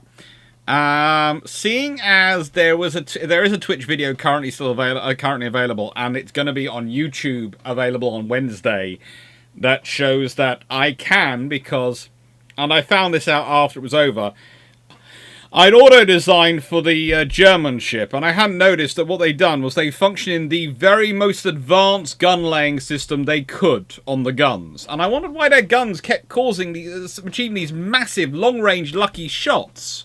Going, it's just not practical, it's not what it appeared. And my detective went, oh, frig it, you.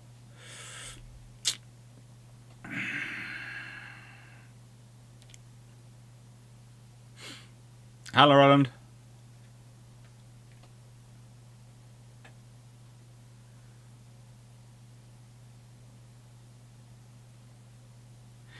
Santa Clara, it's always easier to lose. I always find it's easier to lose the first 8 kilograms than is the last 4 kilograms. Sorry.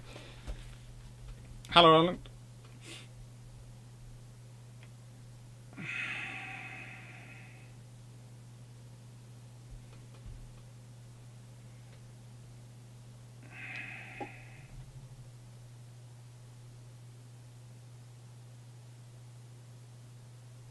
It's just noticeable that the US has adopted a considerable number of RM methods for reference to their carrier doctrines to late World War II honors.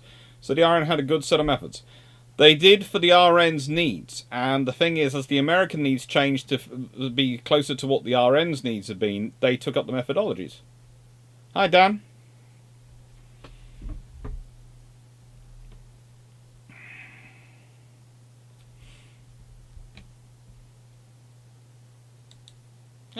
He's enjoying life. What can I say? He is enjoying life.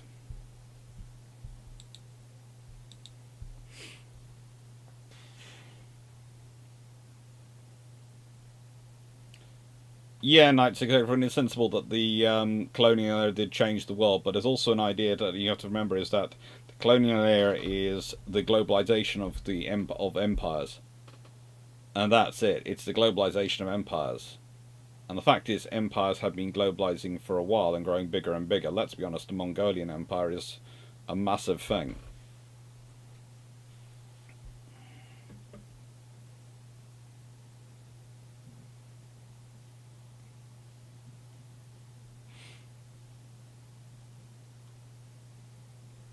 Take care, Wayne. I ran out of space on the computer when good games started coming on. This is why I have I have built my new computer with space for more drives to be added, and I do need to add in some more drives at some point.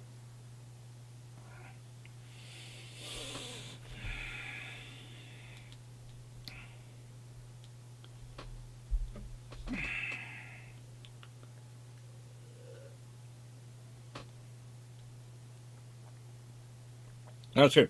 And when modernized in the 30s, she'd go 27-ish knots, right? Yeah. They might actually retain speed when they modernize in the 30s because they have more powerful boilers available. So they could put in less boilers, less weight, but still get the same speed. So she could still do 28 knots. And as said, that thing earlier, 15, 16.5 inch guns as I was designing, or 10, 15-inch guns, that's not a fun thing for anyone to take on.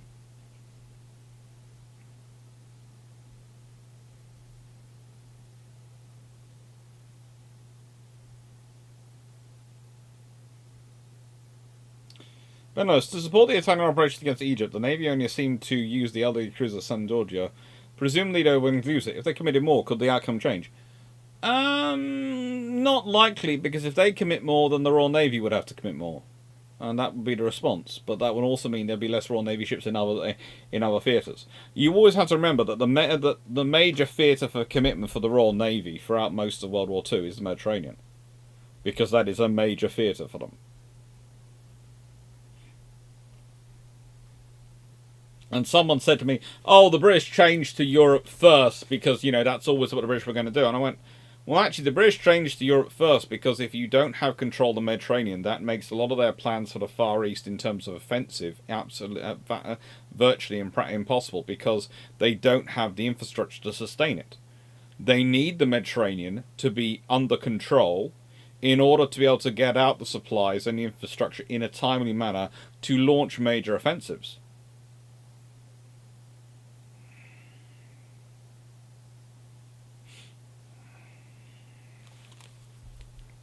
And please note that was 1.2 of the game versions. They are updating them quite regularly. UAD. They are giving us better ones.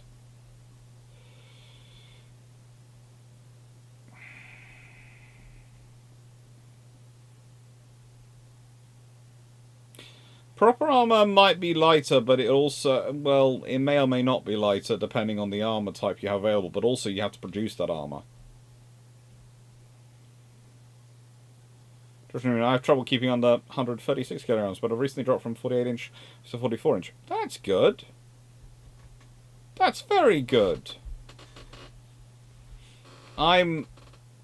Depending on the... I'm annoying, and I think this is mainly in the UK, because what I've noticed there are places in this country which I can go to, stores, where I'm a size 38 inch waist. And yet there are other stores I have to go to and I buy a 42. And I do not think my waist magically grows or shrinks 4 inches as I walk down a street. I just don't think it does.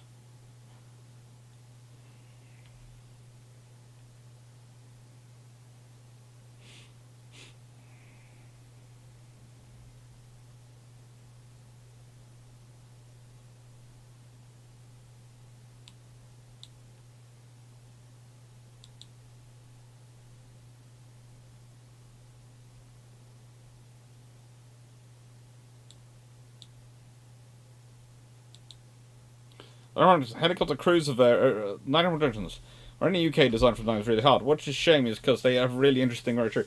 I keep trying to find any info on the proposed helicopter cruiser variant of Type 82 destroyer.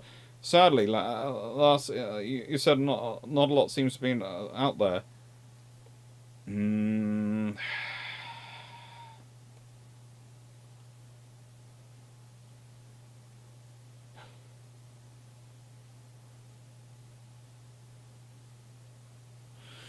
There is some, but it's mainly it mainly got wedged up with the Invincible class.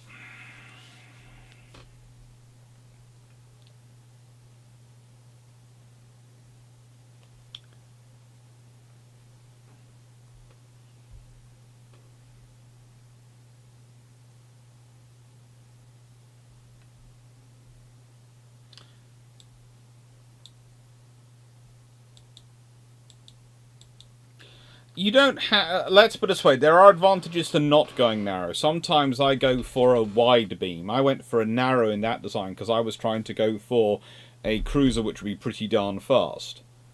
And that was why I put it in. There. Why do you have a Q turret pointing aft instead of forward? Is there a reason? Honestly, that's to keep the weight orientated towards the center of the ship. If you move... basically, if I keep the turrets... the weighty part of the turret as close to the centre of the ship as possible, then I will keep the weight as concentrated in the centre of the ship and reduce its range of doing that, basically, is the theory.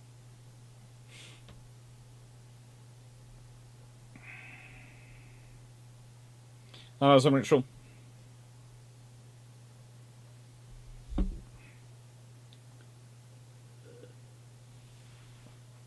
I read in a primary source that US Signal Corps considered the Pacific more a priority than the European Atlantic theatre. They did. But that's because if you consider in the European theatre, Atlantic theatre, they have a major ally who's already at war, who's already heavily committed in that area. And it's easier for the US Signal Corps to focus on the Pacific and the British to continue focusing on the European Atlantic than it is for the British to suddenly just spool up another Pacific force, and the Americans to also spool up a force in the Atlantic European theatre and duplicate effort.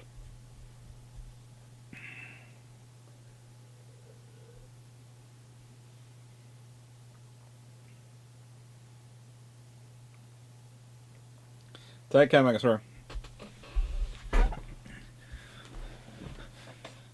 Actually, no, the 38-inch waist is from a cheaper store. I'm 38 when I go into Asda.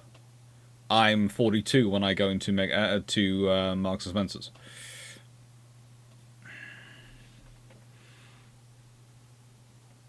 Take care, 900. Well, I guess enjoy some food. So,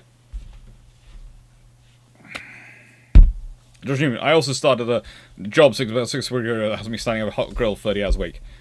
Drink water, definitely. So, I have a book here which is very interesting to me, and will be interesting to some of you, and I was actually waiting because I thought our Welsh gent would be on here, and then I could talk, because who likes to talk about the Pembroke Dockyard will be on here, but I hadn't seen him yet this evening. So, hello, this is Pembroke Dockyard. This is a book about them. It's written by Lawrie Phillips, and it's forward of the fleet by Admiral of the Right Honourable Baron West of Spithead. Always fun to have West in there. But what I thought you all might like is, it's not just a book about the Dockyard. It's got all the ships in here that the Dockyard built. Oh yeah? And you can go back and look at some of the really early ones. And it goes back, has a plan of the Dockyard as well.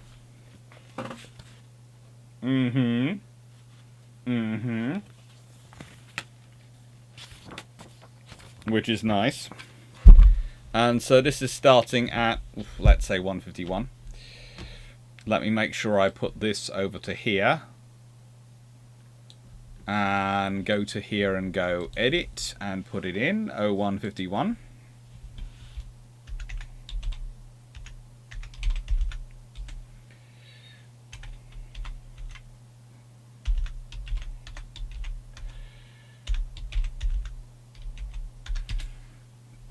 Hello, Josvonk.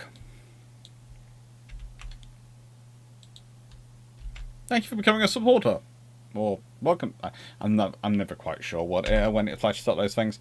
Oh, I will tell you something fun, and I'm looking up to see if I can get it to work on YouTube, but I've got it to work on YouTube on Twitch. When someone becomes a supporter of me on Twitch during a live stream, muskets go bang! And it's such a... If you don't realise it's coming and don't notice it's coming, it makes you jump like anything, including me. It's quite fun. Right. 111.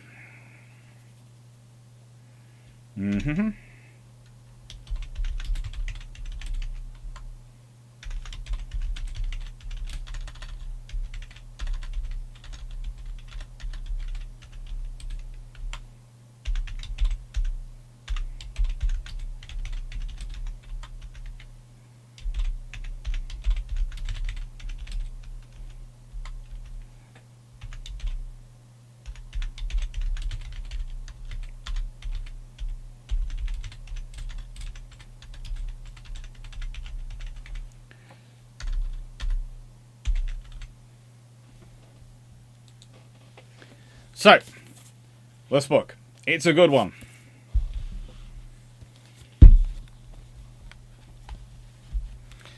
Ooh, but one bookshelf is already foolish. Well, you know, there's also models like this and plans of the dockyard, the covered building slipways, and, you know, some pictures of the various facilities they had.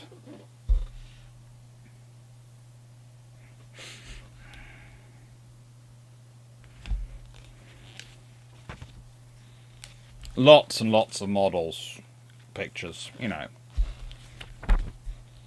And of course, the figureheads. And some pictures of trees and, you know, all the stuff they have going on there. It's a nice thing to start off with. And I thought we'd start off with, well, you know. You have, if you want, a full list of ships. Helpfully here. And, yeah. Let's start off with the first ship built. HMS Ariadne and HMS Valerius.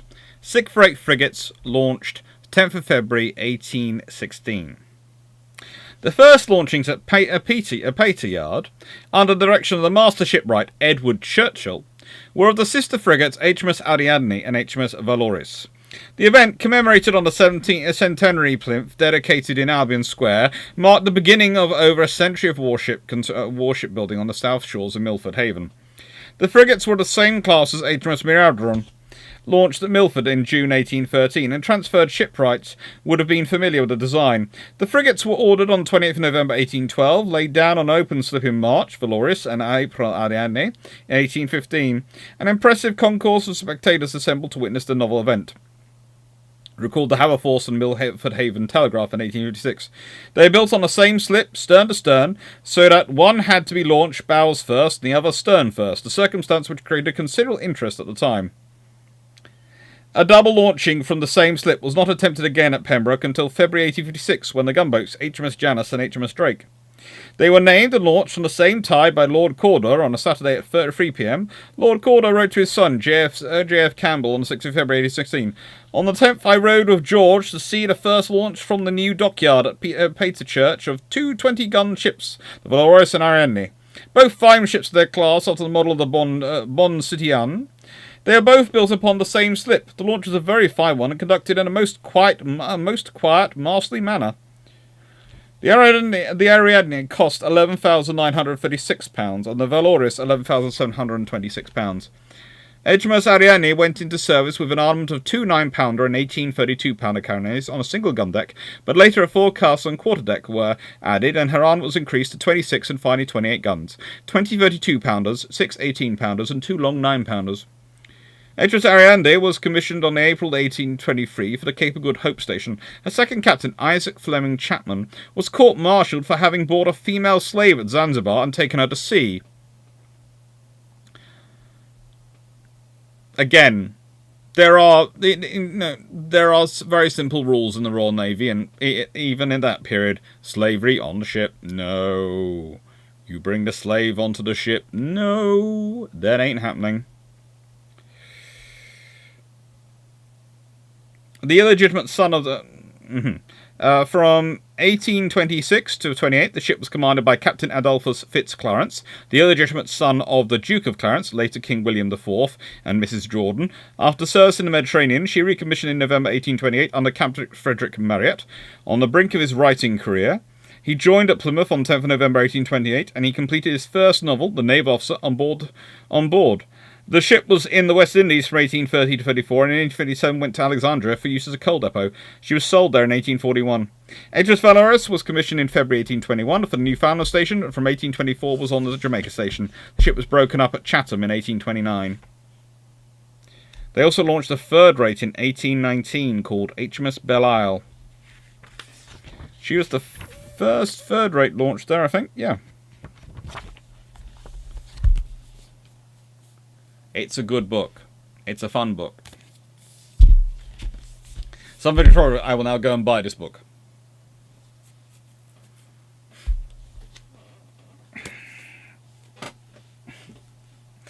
If you want, I will put links to the books, Amazon links into the books, in the chat below. So if anyone wants them, you can just follow the link and you'll find it.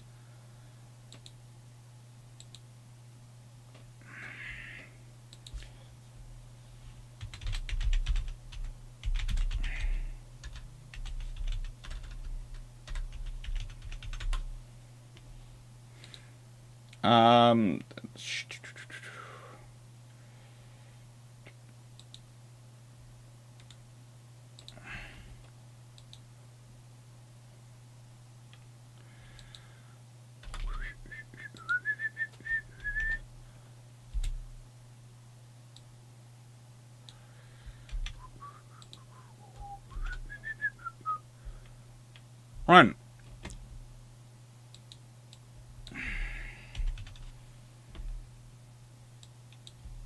I put the links to the first two down there.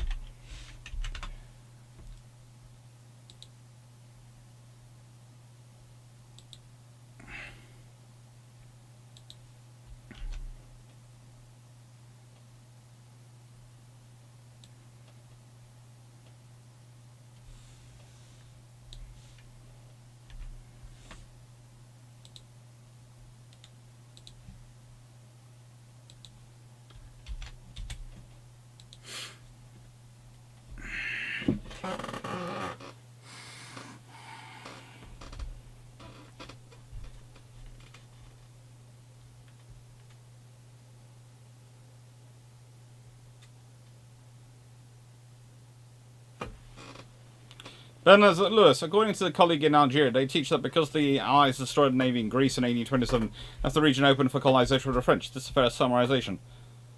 It certainly made it easier, but let's be honest, the French Navy was absolutely colossal in comparison to the Algiers forces at the time. So even if the Algiers forces hadn't been lost in Greece doing what they were doing, they would have been not much of a roadblock.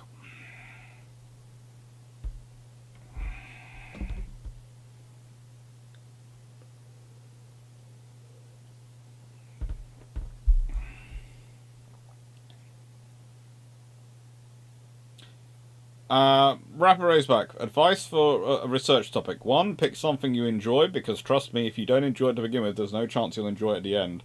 And 2. Pick something you're going to be committed to, because stubbornness is what will get you through it at the end.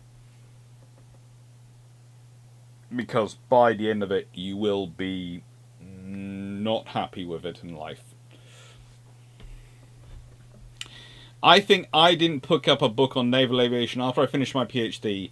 I think I didn't touch a book on naval aviation for about a year. That's why I went and started the tribal destroyer research and the town class research, because frankly, I just wanted to get away from aviation for a bit and give myself a break.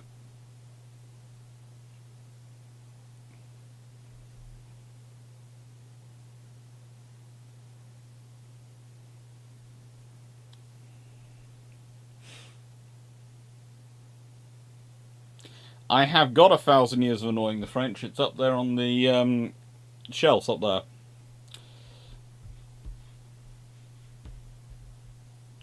Captain Seafoot, what were the RN rules on sailing before the Somerset case established that it was legal in the UK? It was always frowned upon, and usually admirals would find a way. If a captain allowed it on their ship, admiral would find a way to get rid of that captain. It wasn't encouraged. It was considered bad for morale. It's problematic enough to have women aboard, let alone slaves. Male or female slaves. It's problematic. It causes issues, and frankly, the Royal Navy doesn't like it. The Royal Navy doesn't like there being any scenario where there are people where you have issues or protected persons or anything like that on a ship who are not covered in the Articles of War and protected by the Articles of War explicitly because of their role.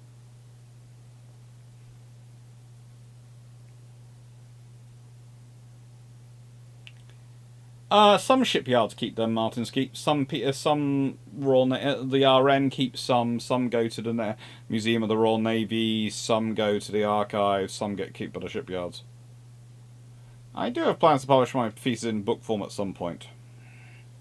First of all, I have to wait till it's released by my university, and then I can start looking into that.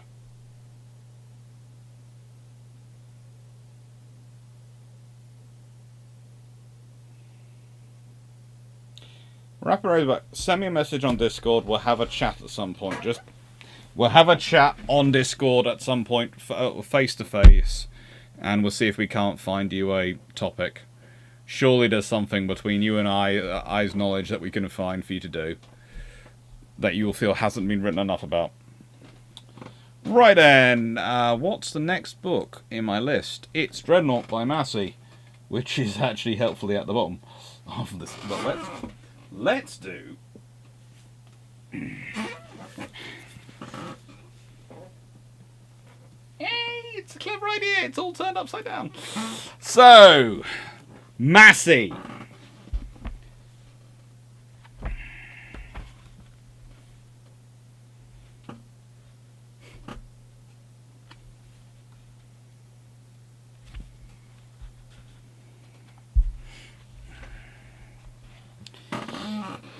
By January 1890, all parties in the Reichstag were in favour of legislation that restrict child labour, female labour, and work on Sundays. Bismarck refused to give way, and William decided to act. On January 23rd, the Chancellor and all Prussian ministers were informed that the Kaiser had summoned a Crown Council, a session of Prussian Ministry of State under the personal presidency of the King, for 6 p.m. on the following day. Herbert, charged by his father with learning the purpose of the council, went to William and learned that the Kaiser intended to place his labour reform plan before the ministers. Bismarck left Friedrich arrived in Berlin at 2 p.m. and summoned all Prussian ministers to meet his office at 3 p.m. There he told them what he knew of the Emperor's intentions, and asked them to neither accept nor reject the plan, but to ask for time to think it over. Without exception, the ministers agreed. At 6 p.m, the Crown Council assembled. William, unaware of the earlier meeting, explained his proposals. Instead of repressing socialists, he wanted to win them over. He had nothing extravagant in mind, simply limitations on hours, restrictions of labour by women and children, inspection of factories to check on working conditions. He complained that Joan employers were squeezing their workers like lemons and letting old people rot like on a dunghill. Unless something was done, he said, he would become the king of the beggars. William pointed out that the day of the meeting, January 24th, was the birthday of Frederick the Great. 3 days later, January 27th, his own birthday followed. The ministers agreed quickly. The Kaiser could issue a dramatic birthday proclamation, which would bring glory to the crown. Bismarck listened, and later condemned the practical aimlessness of the scheme and its pretentiousness and exalted tone. In council he warned that the increased expectations and insatiable covetous of the socialist classes would destroy the kingdom. His Majesty and the Reichstag were speaking of the protection of labour, but as a matter of fact, it was a question of the compulsion of labour, the compulsion to work less. The ministers spoke one by one. All, as they promised the Chancellor they would do, said that the Kaiser's proposals needed more time for consideration. The Council turned to the repressive and anti-socialist bill before the Reichstag. William wished to moderate it by eliminating the state's power to reject troublesome socialists from their homes. Bismarck opposed the Kaiser. He said that the sooner the government took a firm stand, the less bloodshed there would be. But that ultimately these social questions would have to be decided by force. If the Reichstag rejected the anti-socialist bill, he wished to go back to his beginnings and use force.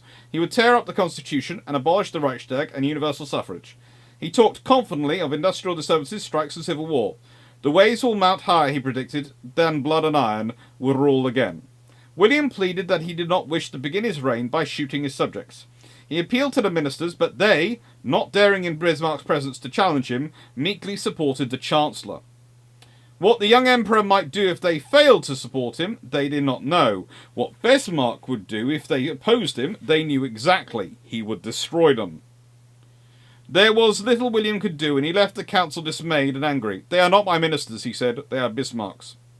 Bismarck had won a Pyrrhic victory.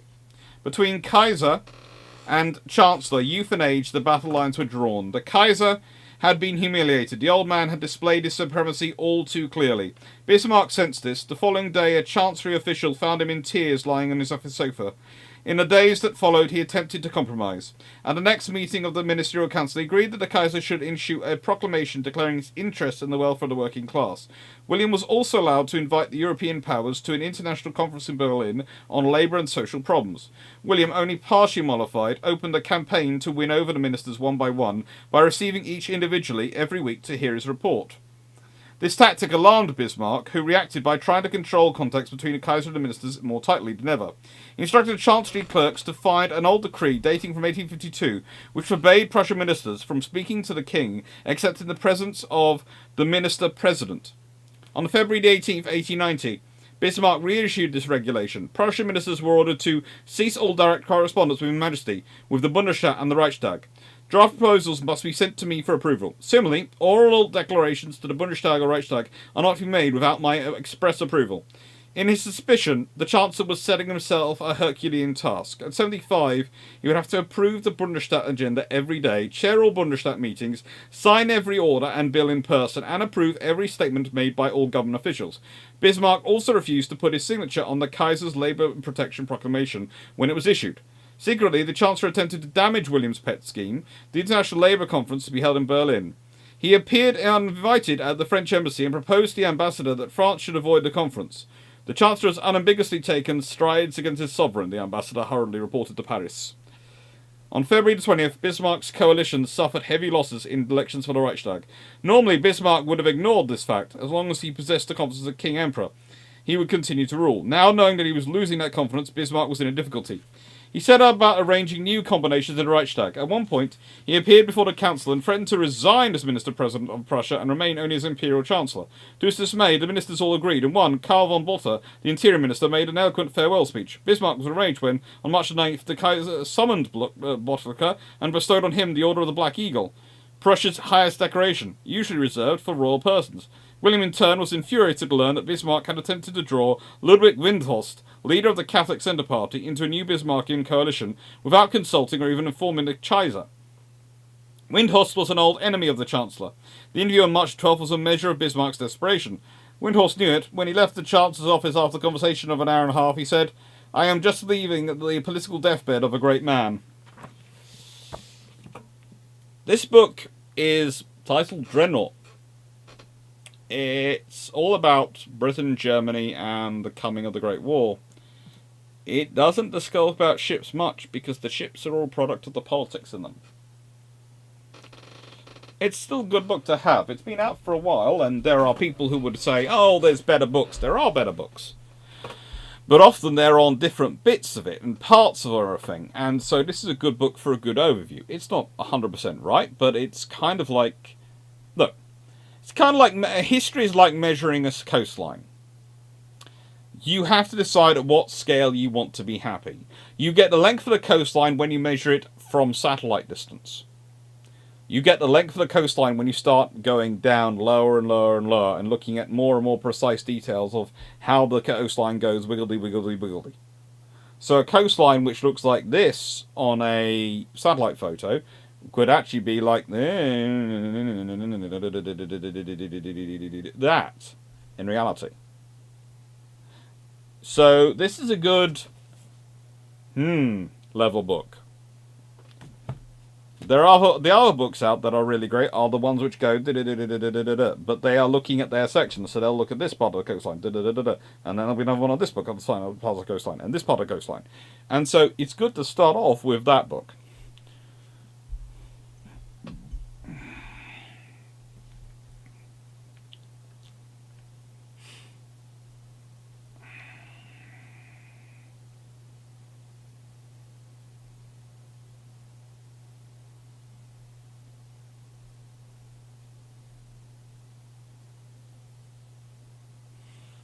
And look, Bismarck outmaneuvered himself out of power.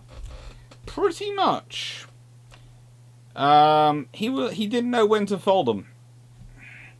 He knew when to hold them, he didn't know when to fold them. And that is a problem.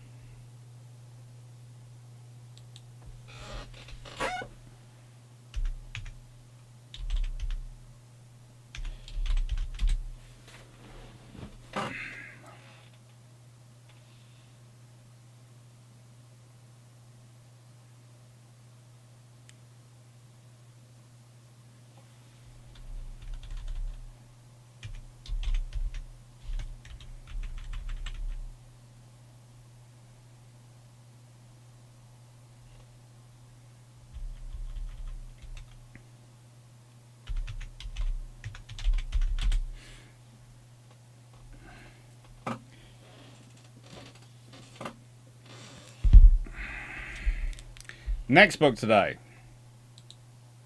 Slightly longer read, this one will be.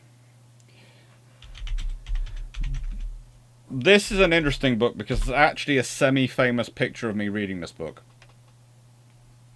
And when I say semi-famous picture, a picture of me reading it, right? I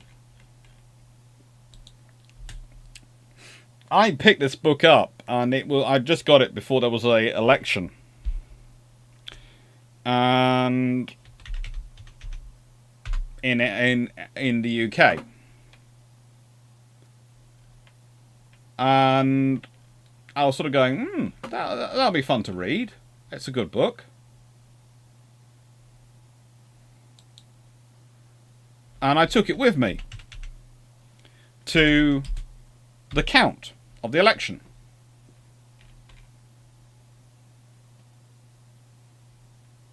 I thought, this is going to be a good book to read. This is going to be fun to read.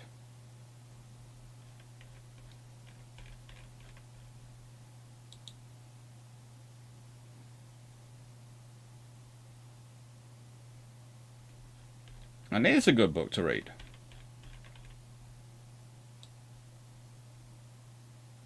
If I can spell its author's name right.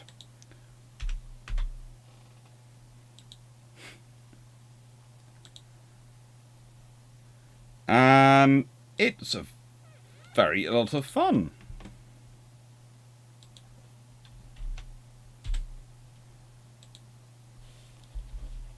It's called this, the Gathering Storm. So you can imagine, I'm sitting there at the count, sitting on my own, watching a table being counted, because in the UK, you turn up and watch the votes being counted, but you do it it's not the kind of case where you're sitting there shouting and arguing with people. The people from usually not councillors, but usual council employees and people who have just volunteered for it, they, to be paid a little bit to do the vote, have turned up and are counting the votes and doing the manual counts, and there's about 4 of them on a table, and usually you take sections, and I had about 4 tables to watch. I was on the far side of the room from where everyone else was sitting, and everyone else was gathered around the cafe, and there was me at the other side of the room, and so I had this book in front of me. So I was literally watching the vote count like this. A scene of democracy, but the trouble is, I forgot I had my rosette on me.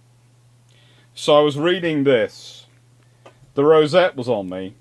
And of course, it's got this lovely title on the front. And of course, the photographer going around for sight one. Ooh, that's the picture of the night. And it ended up going around far, far too wide. So it's a semi-famous photo of me.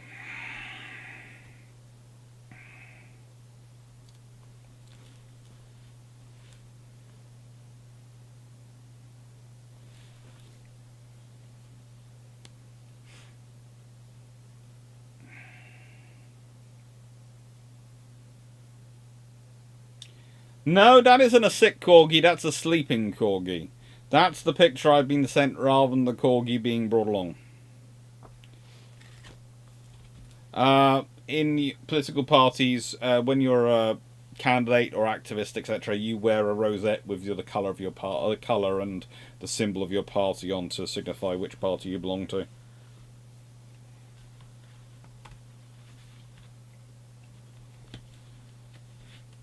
They're kind of like what they give out to people in gymkhanas, etc.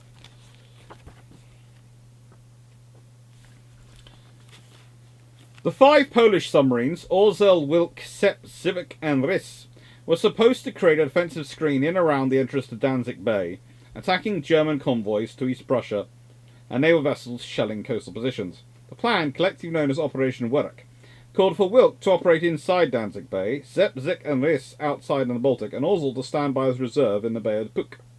The captains had strict orders not to lay their mines until specific orders arrived, and to conserve their torpedoes for significant military targets. This position was far less aggressive than expected by the Kriegsmarine, which anticipated that Polish boats would operate against their warships and transports in the entire southern and western Baltic. In the shallow coastal waters, the submarines would be vulnerable to anti-submarine countermeasures, and the Werk plan actually took the submarines away from where the enemy would be. In the event that the Polish naval base were overrun, the submarines should remain as long as possible in the Baltic, inflict some maximum damage, and then leave for Britain. If this was not possible, refuge should be sought in a neutral port. In the morning of the 1st September, Sepp, Stueck and Riss were at Hely, while Orzel and Wilk were in Oxwy. The emergency call from West Blatter sent all 5 submarines to sea, but air activity was intense, and they had to stay submerged. It would be evening before they were in place as planned. When the PWM was mobilised, Lieutenant Commander Borowski Krasik of the submarine Wilk took on board 10 torpedoes, 22 mines, and 114 shells for the 10cm deck gun before taking to sea. In the morning of the 2nd, the German destroyer Erich Steinbeck was sighted, bombarding the naval base on the Helle Peninsula. Krasik prepared the attack, but while getting in position, Wilk came under attack from a group of anti-submarine vessels, forcing him to dive deep and withdraw. 3 days later, preparing to lay mines off Helle, Wilk was again attacked by German anti-submarine vessels. Again she escaped, and Krasik decided to withdraw north towards the coast of Sweden. On the way, Wilk was constantly harassed by German anti-submarine vessels, and it was obvious that she was leaving a trail of oil from leaking tanks. Krasik decided it was better to lose his boat fighting than fleeing, and prepared to surface. By the time Wilk broke surface, though, the sea was empty. Undoubtedly relieved, he continued northwards, cleaning the leaking tanks to stop leaving a trail. 2 days later, on the 11th, the cruiser Hipper was sighted, and Krasik prepared for an attack. Before he could get in a position, however, the cruiser turned away. Later the same day, orders were received from the Polish Naval Command for all submarines to head for Britain. Krasik waited until a convoy appeared on the westerly course near the Swedish coast, and positioned the submarine close to it by. Approaching Öresund at dusk on the 14th, the German destroyer Richard Badson and the torpedo boat T-107 were sighted, but as Krasik had hoped, They believed Wilk was a Swedish submarine escorting a convoy and did nothing.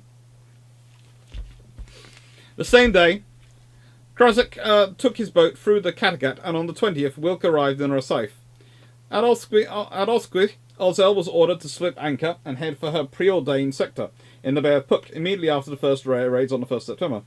Over the radio from Hely, Lieutenant Commander Henry Klokowski received orders to look out for an attack at Schleswig-Holstein, should she leave Danzig.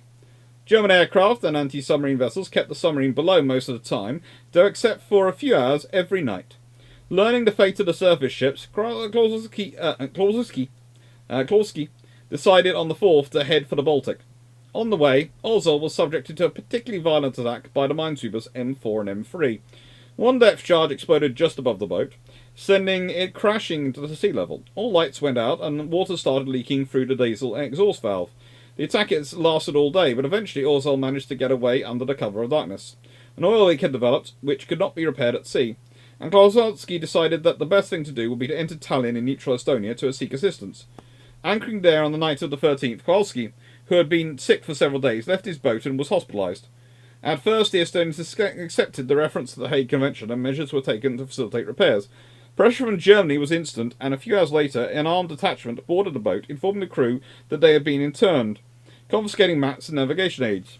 During the night, removal of the ammunition for the deck gun and torpedoes commenced. By midday on the 14th, all the forward torpedoes had been landed, but Captain Mariniaki Jan Grozensky, first officer in command while Kowalski was in hospital, managed to sabotage the torpedo hoist, and the 6 torpedoes aft were left on board. Instead, Grozensky and the new first officer, Lieutenant Jerzy Piaski, worked out a plan to escape. Dismantling work on the engine and radio were delayed under all kinds of pretexts, and a few nights later, the Estonian guards were overpowered, the mooring wires were cut, and the Ozell got under way. The alarm was immediately raised, and some light guns of the harbour defences for open fire. Fortunately for the Poles, the larger guns held back, allegedly from fear of hitting their own ships moored around the port. In reality, most of the Estonian military probably cheered the Poles as they raced for open sea. Ozell touched the sandbank near the exit of the harbour, but Grozensky managed to get her off, and the submarine slipped away into the Baltic. With no charts on board, Grozensky intended to board the first German merchant vessel he met and take her maps. No German civilians were encountered, though. Only warships looking for them. After 3 weeks of fruitless searching for something on which to use her remaining aft torpedoes, Grozensky finally decided it was time to leave for the Baltic, heading for Britain.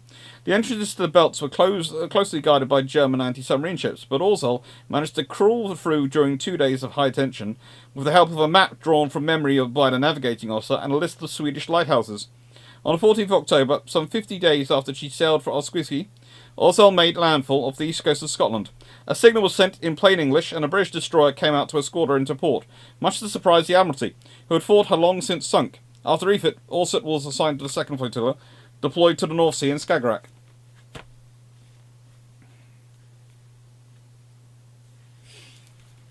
It's a very good book.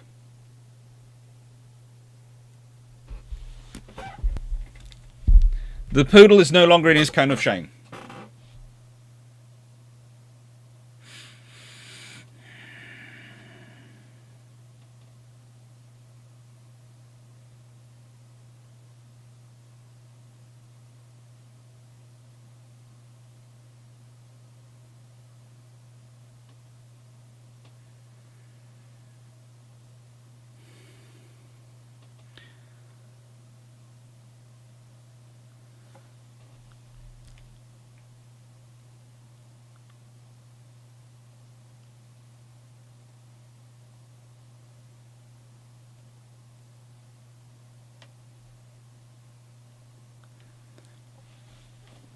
Do I have a link to this photo? No, I don't. But it's somewhere out there. If you look up the Gathering Storm photo, it does show up somewhere.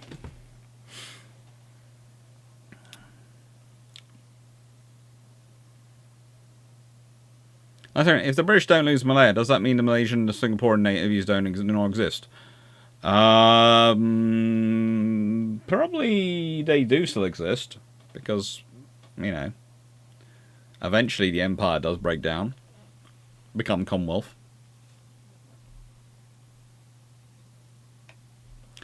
Minus, the Boers are victorious in the Boer War. I presume you mean...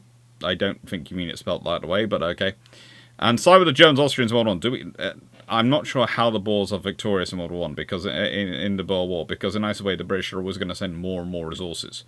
They are intractable in very hard fighting people, but you know. And they side with the Germans, Austrians in World War One. Do we lose India? No. And the Far East, or do we abandon North Sea? And why? In the nicest way, what have the Boers got? Nice way, they can side with the Germans and Austrians in World War One. In which case, then there's going to be more fighting in Africa. But again, still, the British can send far more resources to Africa than the Boers can produce. And in the nicest way, the Boer territories are not the whole of South Africa. So Britain still has Cape Town, etc. They're the Transvaal and Orange Free State. So yeah, it's not that.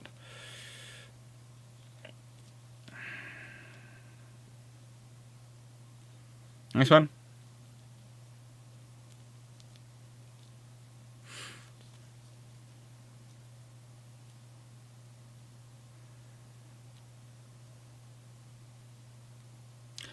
I have to say it's for me, it's always when people put party before everything else in political systems. That's when you're in trouble.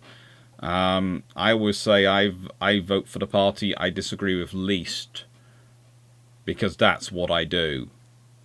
If in nicest way, there is no party I'm going to agree with 100%, and if you make your party the party position your position 100%, then you no longer are exercising the freedom of thought you're supposed to do in a democracy.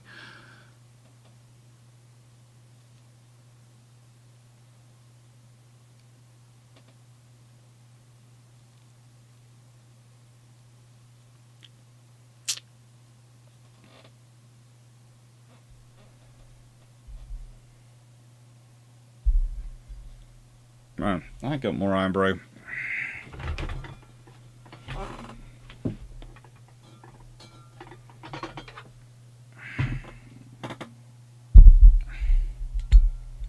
They didn't have infrastructure at all in Namibia and our positions to maintain fleets.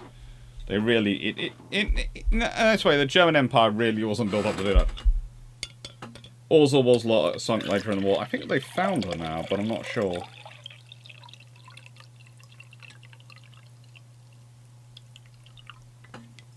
Yeah, that's why I always take books with me. It does get pretty boring, but I always take a book with me. And it's important. I have to say, what I find most fun is one of my best friends, in fact, the one you know who does the occasionally acts as my director / camera lady / boss when I'm filming. She sometimes sits the other side. She sometimes does the counting. And so I'm there watching, she's doing the counting. And we can't talk to each other. We're not supposed to, because they're one side of the divide and we're the other side of the divide. And I'm sitting there going, you do realize, I always find it funny because I have a sort of standing agreement with her. We don't talk during election. We don't talk at sort of that point, to count and all those things, no. But what happens, the moment it's over, and it's all the votes are counted and nothing can be changed and nothing's problematic at that point, it's a case of, right, lunch? Yeah. Haven't seen you since Perda began. We don't talk to each other for a month every time there's an election, because I'm one side of the divide, she's the other side of the divide.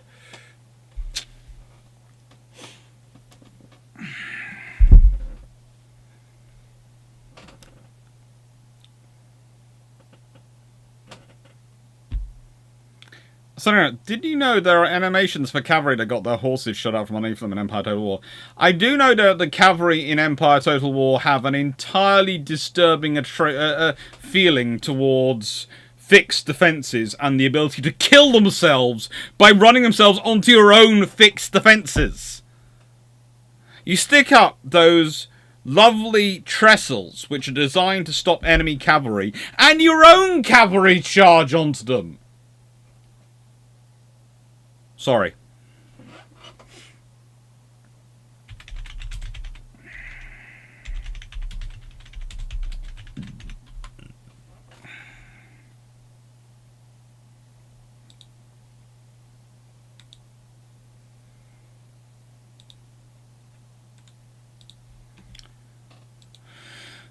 I will never understand that entirely at all.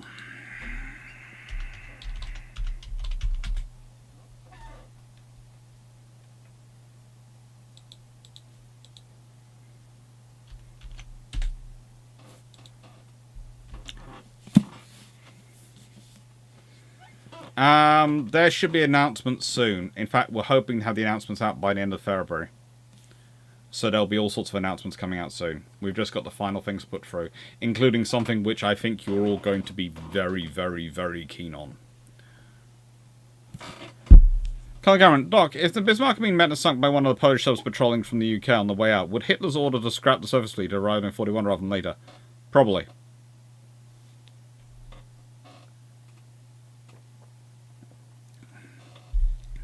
Although at that point,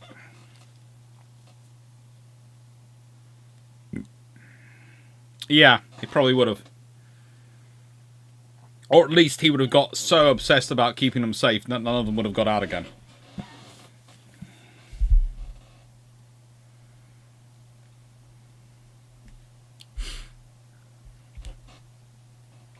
My coach also in Empire Total War, cavalry also seemed manically attracted to charging in infantry squares instead of simply going no thanks. Yep.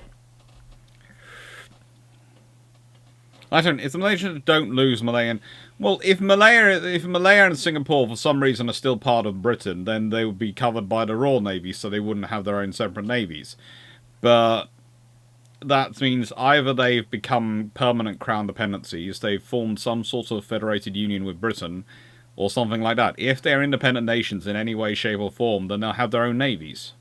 968 for one. That's the question you're basically asking me. As I said.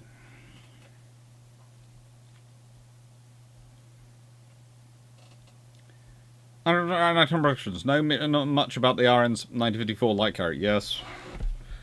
But I'm going to do this now. Next book. Andrew Lambert's The British Way of War.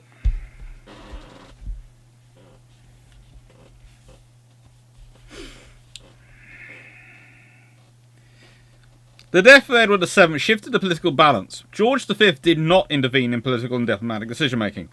Prime Minister Asquith's profound lack of interest in strategy meant the full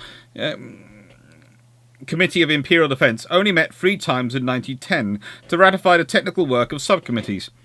Forced to act by the Agadir crisis, he assembled the CID on the 23rd of August 1911 to secure political and diplomatic objects. He had no intention of adopting a continental strategy. Henry Wilson's proposal to deploy the BEF to France, the British Expeditionary Force, to France, would support diplomacy but lack strategic substance. Only 4 divisions were earmarked for a continental role, a policy that remained in place until August 1914. Wilson supported his argument by deliberately understating the Russian army manpower. Admiral Sir Arthur Wilson's memorandum was restricted to naval matters by the refusal of the army to cooperate. Asquith prevaricated, leaving Britain with 2 strategies based on separate services, denying the Navy the essential military strike force. This was pure political opportunism, avoiding difficult decisions. The Entente helped prevent war for a decade, at minimum political and economic cost, but when it failed, Britain was left without a coherent grand strategy. The cabinet remained split over a continental role down to the outbreak of war. 4 ministers resigned over the decision for war, where Garrison's plan to secure the Flanders ports and Antwerp, flanking any German advance into France, served British aims. Wilson served army ambition. Wilson's obsession with a short war reinforced the problem. He did not criticise French plans to attack the numerically inferior army. His support for the Curragh mutiny revealed a profound contempt for civilian government, and when Asquith and his government gave way, they emboldened the Conservative soldiers to press for action in August 1914, backed by political and media allies. Britain went to war in 1914 without a strategy. The government neither challenged the Continental soldiers nor provided resources to make them credible. British policy, as the Kaiser famously observed, was contemptible. Whatever it was not a British strategy, and it bore no relation to Corbet's work. The status of the CID was further reduced when Otterley resigned in early 1912. His deputy, Royal Marine Colonel Maurice Hankey, secured the reversion by assuring Esher of his fundamental opposition to a continental policy. Once in post, Hankey blocked Esher's demands to discuss the military policy of the Entente, lest the resulting controversy, prompted the government to abolish the committee. By 1913-14, British strategy had reached a fundamental impasse. Ayrshaw's minority report on the invasion inquiry condemned the government's position, but was held to help Asquith resolve the Irish Home Rule crisis.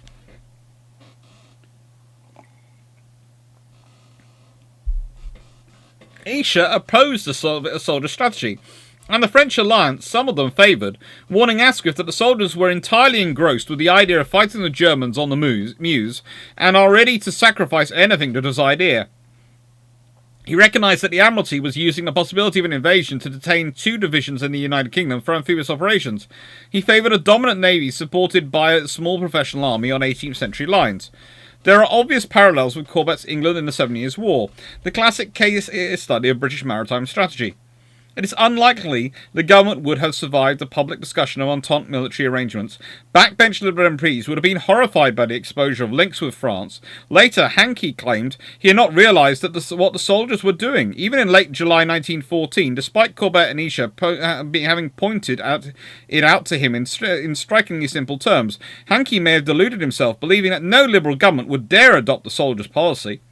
Ultimately, as Ayrshire and others recognised, the under-resourced continental option was a strategic disaster in waiting.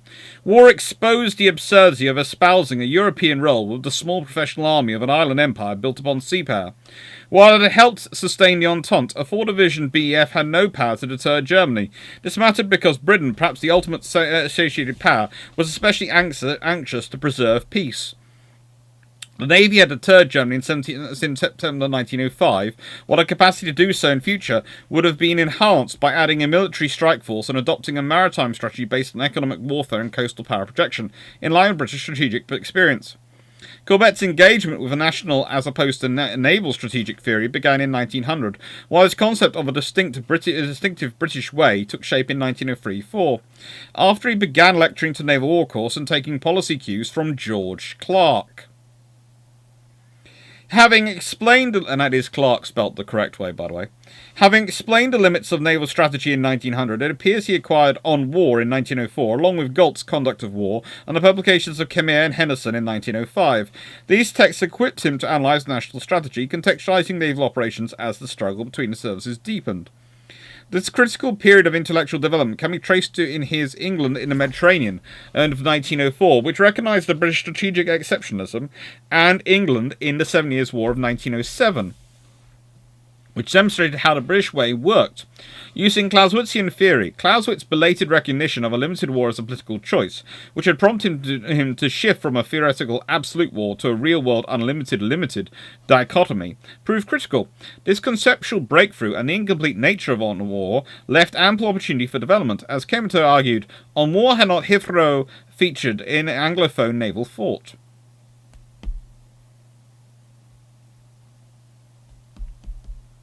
In his initial contributions to the Naval War College course, Corbett used contemporary arguments primarily supplied by George Clarke.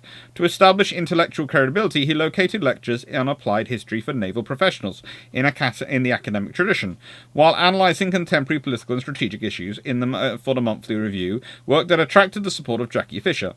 Corbett recognised that conscription and continental warfare would undermine core aspects of national identity, including liberal democracy and civilian primacy, while maritime warfare was integral to the structure of modern Britain. The British way was not an original argument, but a sophisticated development of existing work, refined through historical research and broad engagement in contemporary domestic imperial politics. It was only truly relevant to the Edwardian Empire. Mahan's The Influence of Sea Power upon History 1660 to 1783 had been a publishing phenomenon, with multiple editions and many translations, but some principles of maritime strategy took almost a decade to sell 1,500 copies. It was neither a universal text nor a replacement for Mahan. Mahan and Corbett were contemporaries. It's a good book.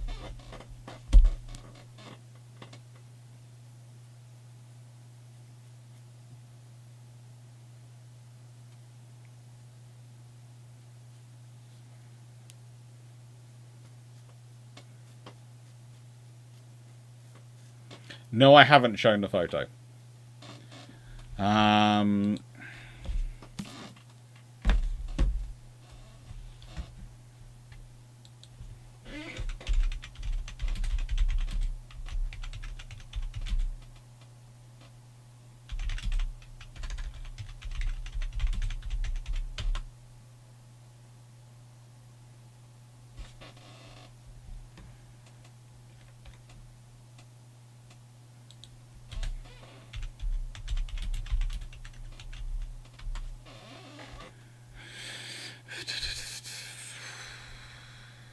it's years ago.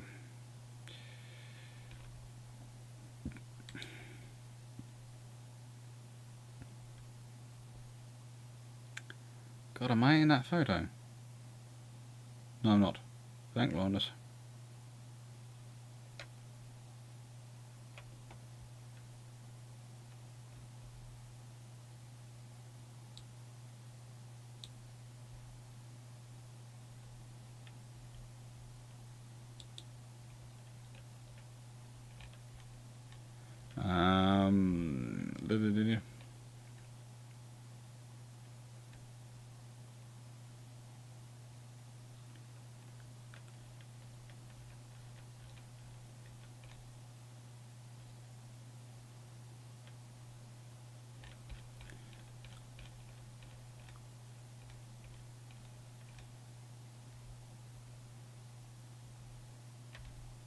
I'm not sure. I think it was a few years ago.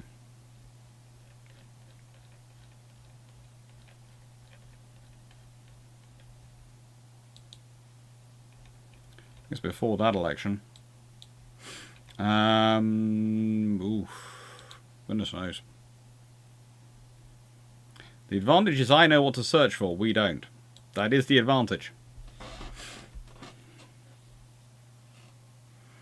But basically, just look up Epsom-Ewell elections, and eventually you'll probably find it.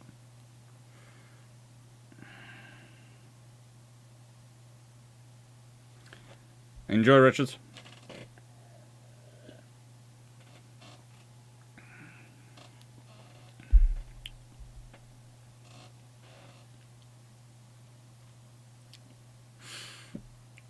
Now, what's the next book?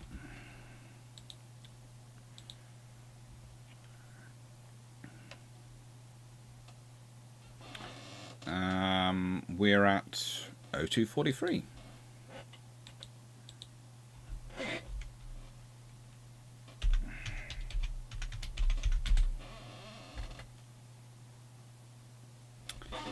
So,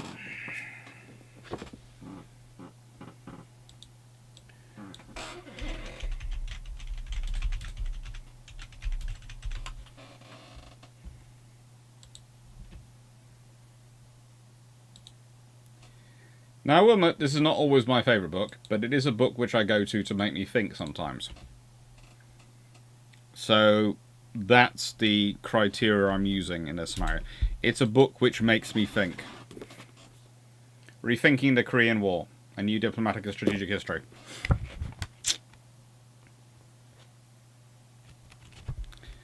Now you have beautiful son. Do you know where the old British War Department manuals can be found? National Archives.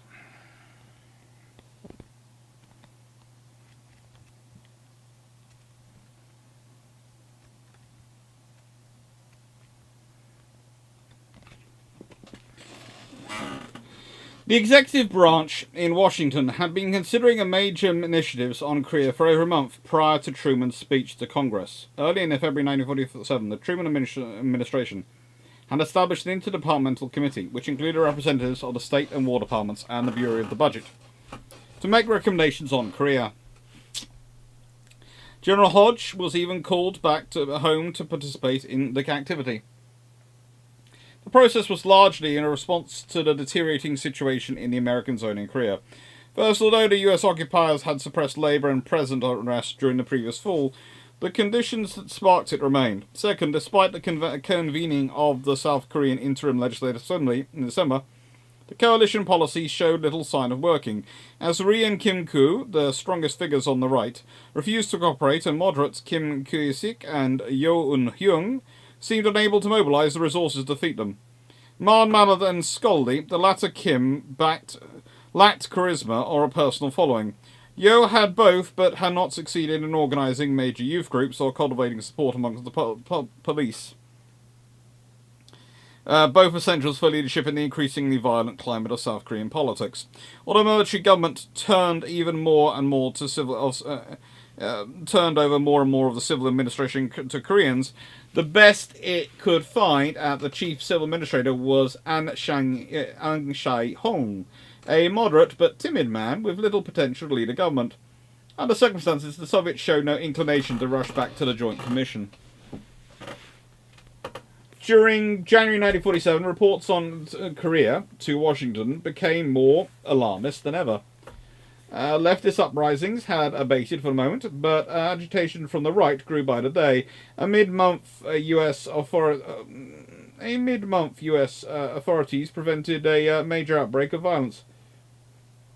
But Hodge suspected that Ri and Kim Koo soon would provoke more turmoil. The South Korean Interim Legislative Assembly provided no help, as it dragged its feet on land reform and then, on the 20th, condemned Hodge's policies and trusteeship. Such events occurred in the midst of burgeoning economic problems. Some of these, most notably the declining availability of electricity and chemical fertilizers, for which the South was almost entirely dependent on the North, existed due to the continuing division of the country. Others derived from the influx since August 1945 of some 2 million people into the South from Manchuria, North Korea, and Japan. Still others, such as the lack of spare parts for railroads and difficulties in distribution of rice, were at best, at least in part, the result of lack of operating funds for the military government. One thing seemed clear: conditions would not improve without major new initiatives by the United States. In addition to the declining conditions in Korea, the developing political situation in the United States influenced top American officers to give the peninsula new attention. By early February, Ri had been operating in Washington for 2 months. Prior to October 1945, he had lived in the United States for over 30 years, mostly in the nation's capital in Honolulu, Hawaii. He was fluent in English and held a doctorate from Princeton University. During World War II, he had been a persistent, if unsuccessful, advocate to the executive and legislative branches for the U.S. recognition of the Korean Provisional Government located in Chongqing, China. When he returned to the United States in late 1946, therefore, he was hardly starting from scratch in making contacts in the State Department, Congress, and the press, nor was lobbyist Oliver his only advocate. M. Peston Goodfellow, a retired army colonel who during World War II had served as deputy director of the Office of Strategic Services, was now employed by a financial firm in Washington. John S. Staggers, a successful attorney, and Ben C. Lim, mentioned earlier, all pushed Ri's cause in Washington. Louise Yim laboured in New York, partly at the United Nations, partly in cultivating such influential friends as Eleanor Roosevelt and journalists in the McCormick and Hearst newspaper chains. Sparking interest in tiny remote Korea was no easy task, but in the late January, Ri was quoted twice in the New York Times, once attacking Hodge for alleged efforts to build up and foster the Korean Communist Party, and a second time calling for the resumption of negotiations between the United States and the Soviet Union for an independent Korea. By early February, the War Department was receiving a growing number of inquiries from Capitol Hill on conditions in Korea, and the Secretary of State, George C. Marshall, and the Secretary of War, Robert P. Patterson, were considering the possibility of replacing Hodge as the occupation commander in Korea. In other words, it's a mess and it's about to get worse.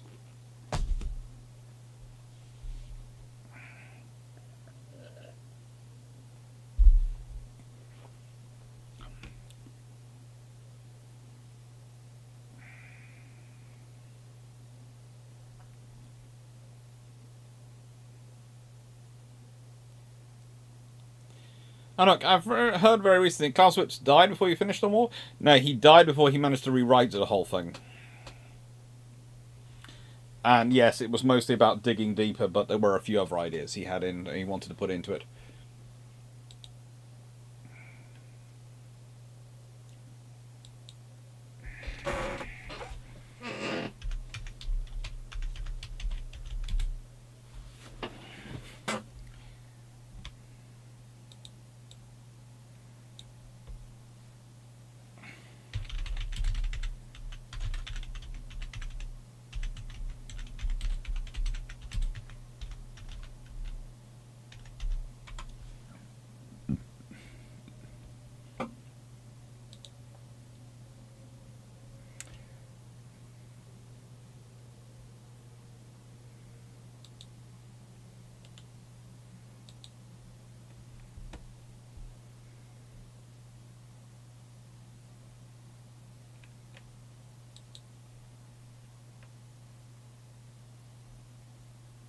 That's the wrong one.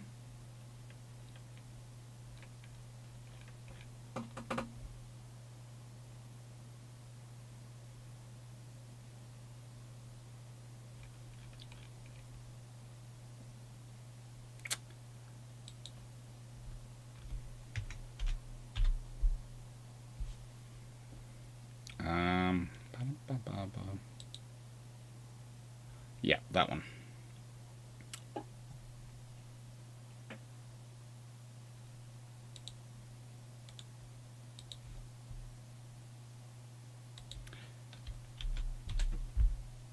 Now,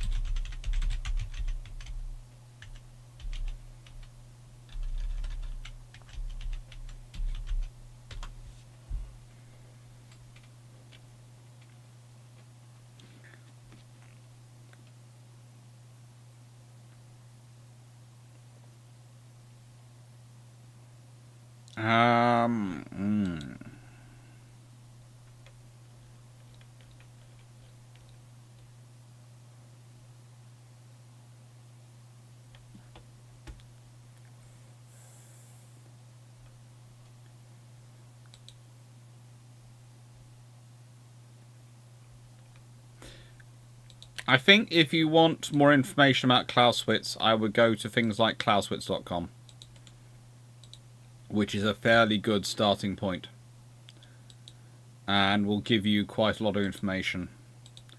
So I'll put a link to that in the system.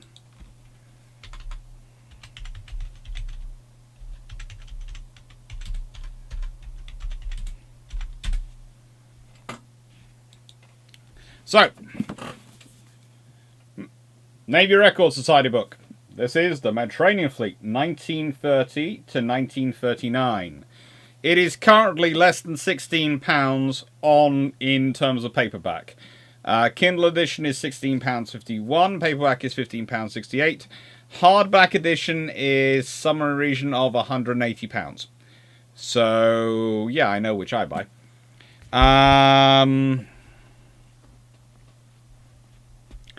The Americans were fine when the British Pacific Fleet arrived. It was basically a case of, whoa, we've got extra ships. Now, this is from... Let's see.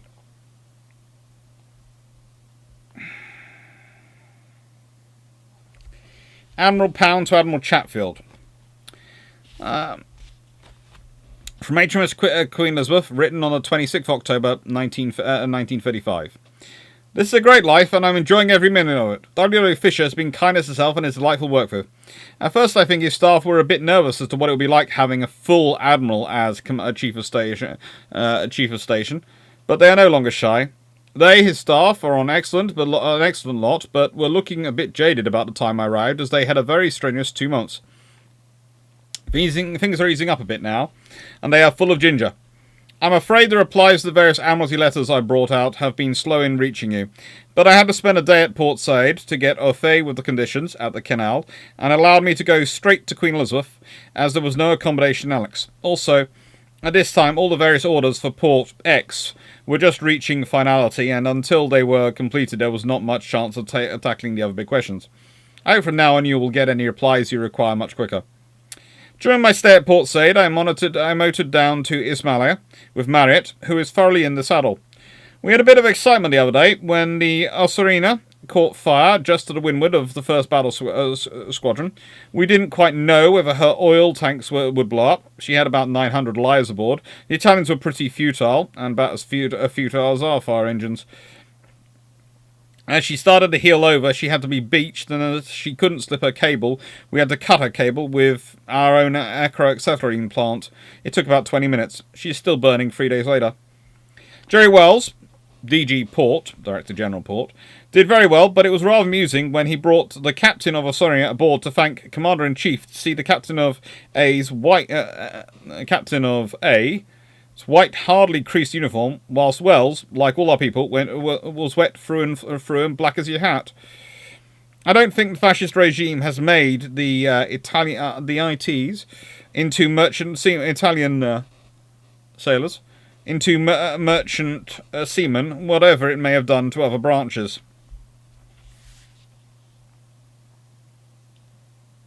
By the way, this is the Lloyd Triestino liner Osonira. Caught fire and burnt out in Alexandria Harbour on the 18th of October. Although the sabotage was sometimes rumoured, the cause of the fire remains unknown. In 1936, the hulk was towed to Trieste and broken up.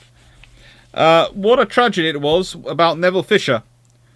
WW was, of course, absolutely knocked out, but hid it in a marvellous way. We kept him hard at work, which was all we could do to help. I do hope you will not feel that I am itching for a change of command to take place. I'm leaving a tremendous lot, and I'm absolutely happy. And if, as I hope, the period of my command will not be reduced because I start late, I'm getting into some active time at sea, which is great satisfaction.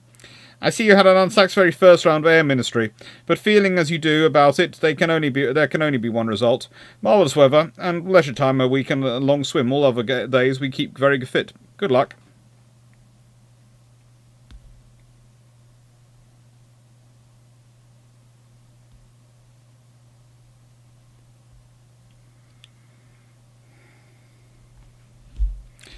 It's interesting because it is literally the records of them. It's changed. There's day-to-day stuff, and there's things about what the ships are getting up to.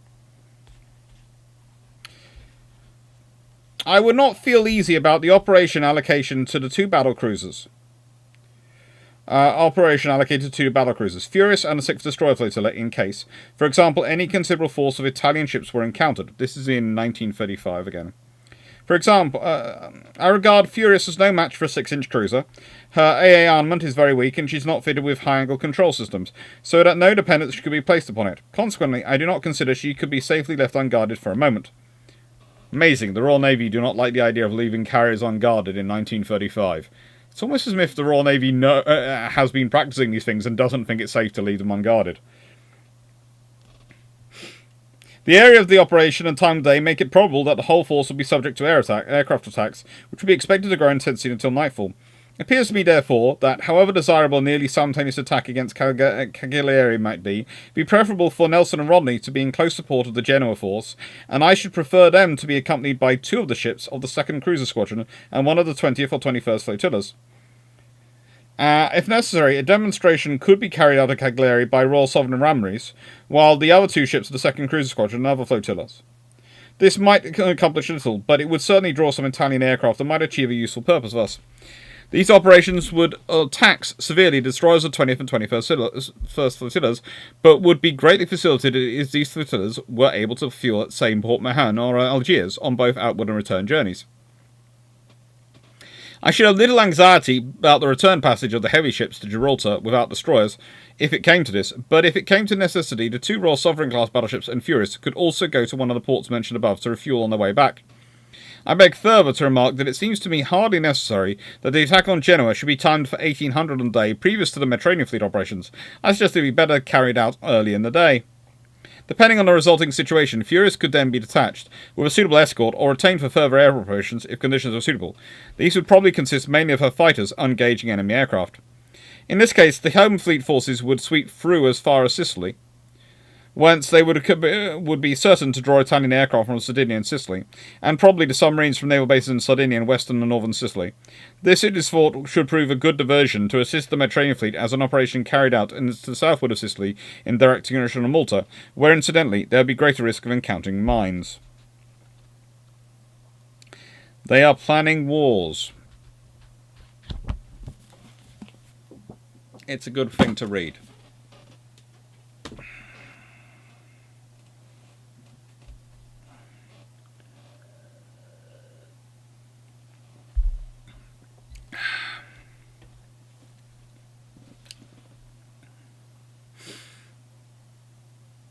I'm keeping quiet on that one.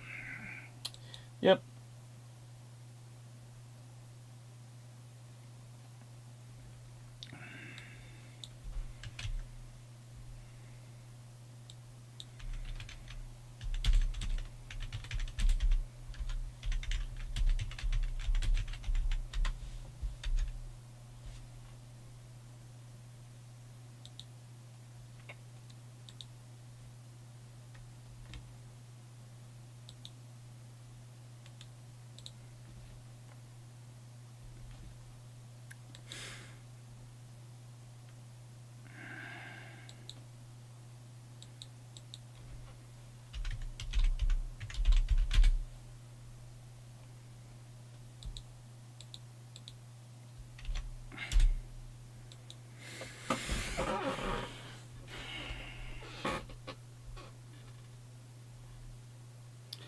There aren't any. Hello, Builder 22. I don't think I've seen you before. Hello, Jack Ray. How you doing? The Builder 22. Do you have any books or info on any Arctic patrol ships over in Canada? I have a few buddies over here that are working on them, and they say they are not fit for purpose.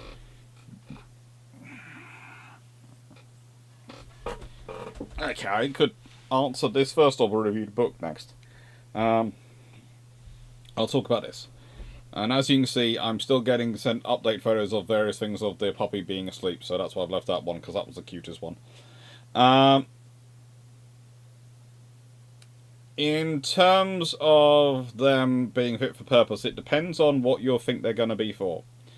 If they're for a presence mission in the Arctic, then that's what they're fit for purpose for.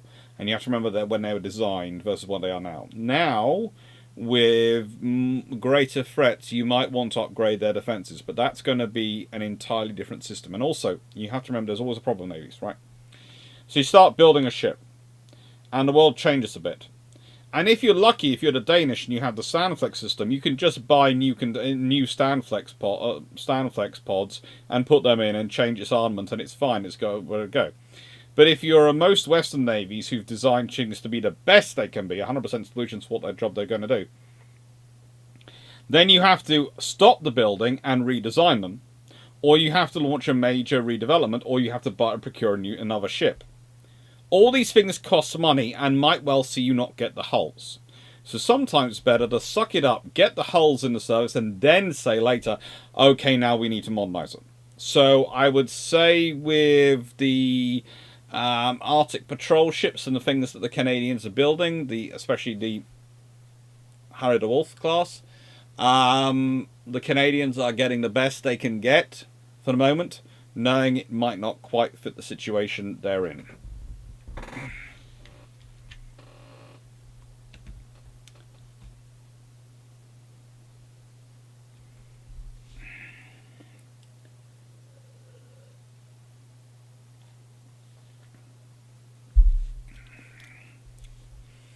So, last book of this evening.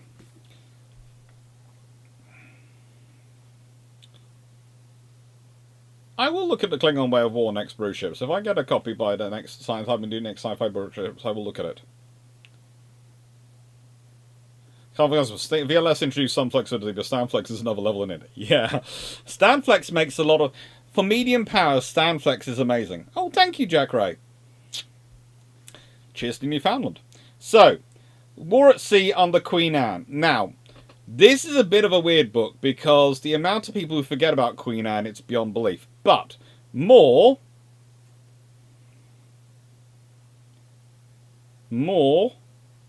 it's something which I think you will enjoy. Because it's one of those books I picked up because I wanted to read one chapter in it. And I sort of went, okay, one chapter. And I found I read the whole book.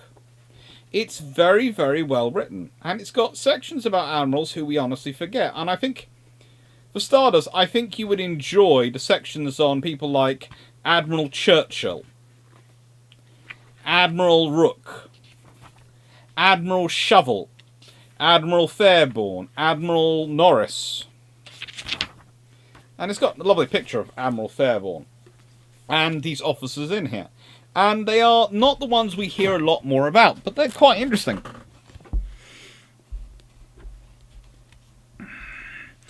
Sir Cloudesley Shovel had a different temper.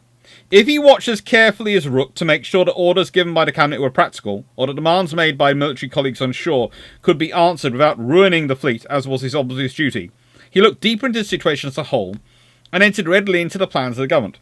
Sir Cloudesley was a friendly man, who showed openly his affectionate interest in the officers and the ship's companies, whereas Rooke, for all his real goodness of heart, appeared cool and reserved. Shovel's sympathy and understanding for their perplexities must have been a boon to the Allied leaders with whom he worked. The young King Charles III of Spain, for instance, or the much-tried Victor Emmanuel, or Duke of Savoy. Moreover, his genial nature made it easy for him to live on good terms with the Dutchmen in the Confederate fleet, and showed them hospitality. A valuable quality in the Commander-in-Chief, considering that the older officers in the two navies had spent the best days of their youth fighting hard on opposite sides. Lord Peterborough complained of Shovel's obstinacy. when they served together in 1705. He is brave, if I may say it, to a fault, and in matters he does not understand, thinks that whatever is directed first must be begun, and when begun must be carried on, what accidents soever occur, or whatsoever improbabilities occur in the way. He sticks close to what he calls orders, and will conceive no latitude in such instructions that I think were calculated for the greatest. He is a man, under that rough cast, of the greatest good nature, and easily imposed upon that way. Yet Peterborough allowed that, those things in which we have differed, I cannot reproach Shovel for. He has had his grounds for his opinions. For all Peterborough's eccentricities, his views are worth hearing, providing circumstances are taken into account. On this occasion, he was writing to Lord Treasurer Godolphin 3 days after the capture of Montjuic Castle at Barcelona, to explain why the expedition had not gone to Italy. He remarked in the same letter, I shall ever be of the opinion, though I know the good qualities of some few of the sea officers, that in general, out of the way, there is not a more ignorant, worse-judging set of men in the world, and yet none more positive. The great Earl was conventional enough in some things. The junior officer on the flag list, when Queen Anne came to the throne, was Sir Stafford Fairbairn. If Stafford's on, I think he'll like this. Whose father, Sir Palms, fell gloriously at Tangier, that nursery of good soldiers and sailors, where the younger Fairbairn saw service himself as lieutenant in the Bonaventure. The son was worthy of the father. He showed promises of virtues that should have made his name remembered even now, had fortune allowed him to prove his worth. He commanded in the third post in the English fleet at Cadiz in 1702, and wanted to force the harbour with ships as soon as the expedition arrived off the port, before the enemy had time to lay a boom and sink ships in the channel, as they did afterwards. It may not be altogether unreasonable to believe, as the cautious Mr. Bruships puts it, that this plan would have succeeded during the first 2 days, but nobody save perhaps the Dutch admiral supported Fairbairn, though he twice urged at Council War that his plan should be tried. In February 1703, about the time that he was repeating before a House of Lords Committee his views on forcing Cadiz harbour, Sir Stafford fell into disgrace to the Admiralty. He would not accept the command in the West Indies without promotion, perhaps because the West Indies had not yet become the station for honour that Captain Nelson called it. Prince George accordingly decreed that he must never be employed again. However, Fairbairn did receive further employment. In May he was promoted to Vice Admiral of the Red, a grade higher than he'd asked for, and he went with several to the Mediterranean as second in command. He spent 1704 in command of ships left at home, so Miss Gibraltar and Malaga. He was second in command again to Shovel and Peterborough in the expedition that ended in the capture of Barcelona from the Bourbons, his special task there being the bombardment from the sea. He struck his flag for the last time in July 1706 after commanding the naval part of the force that took Ostend. For the next 2 years he served on the Prince's Council, to which he had been appointed on his return from Barcelona. When Shovel died and Churchill retired from the active list at the end of 1707, Leake and Byng took their places as full admirals, passing over Fairbairn, who remained a vice admiral, supernumerary to the regular establishment. In theory, only one flag in each grade was allowed. There seems to have been some thought of his relieving Leake in the Mediterranean in 1708, an appointment that would have presumably bring promotion to the flag list, but it came to nothing, probably because Byng had to be provided for, as an influential Whig. Sir Stafford's career ended with his retirement from the Prince's Council that summer. He lived for another 30 years and more. Fairbairn courted danger like a mistress. In those days, admirals often shifted their flags from their proper flagships to ships more suited to their immediate service. At Vigo, for instance, Rooke and the other admirals left the great ships, Royal Sovereign, Prince George, St. George and Triumph, and went on board lesser ships to sail up Narrow Bay. Fairbairn shifted from the 3-decker Royal Sovereign to the 2-decker Eagle for service among the Sounds of Ostend. Byng flew his flag in Medway 64 instead of the Royal Anne 100, his favourite ship, when he chased the old Pretender from Dover Straits to Aberdeen. All this was natural enough, but Fairbairn went further than many of his contemporaries in his wish to always be on the spot. Where other admirals would leave the details of inshore duties to junior officers, he would do the work himself. Thus, when searching for a way to cut out some armed merchantmen from under the forts of La Rochelle in May 1706, he went in with his boat. And by the way, this is Sir Stafford Fairbairn, this picture. I'm not sure if I said earlier. See for himself before sending in the frigates and fireships. Again, Ostend, a flotilla of French galleys approached one morning, stealing along the shore from Dunkirk. Sir Stafford sent all his smaller vessels after them between the shoals and led the way himself in the frigate Triton. Whether it was restless energy or simple eagerness that forbade him to entrust these tasks to his very capable captains, I do not know. Lord Howe, an earnest advocate of what is now called decentralisation, had the same failing. It is a failing. There are Churchills in command in many places in war. Churchills, Hendersons, and Sir Admiral Stafford Fairbairn. So basically this book has a whole section about what could well be Stafford's favourite ever admiral in the Royal Navy. Because I can't think of that many who are called Stafford.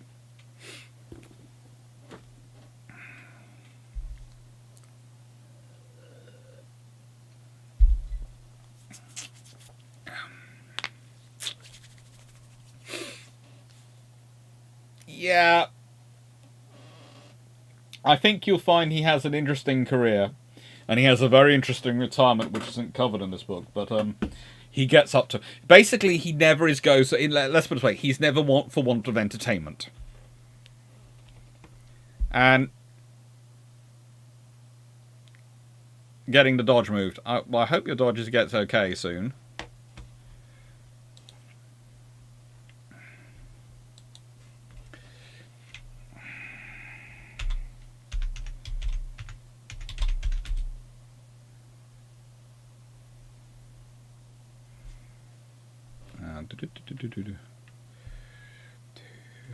Part 6, 7, 8, 9, 10, 11, 12.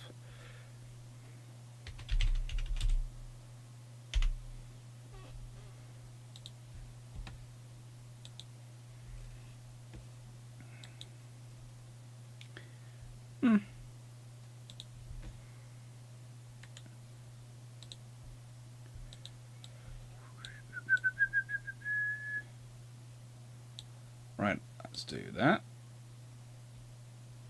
Ooh, how many questions come in?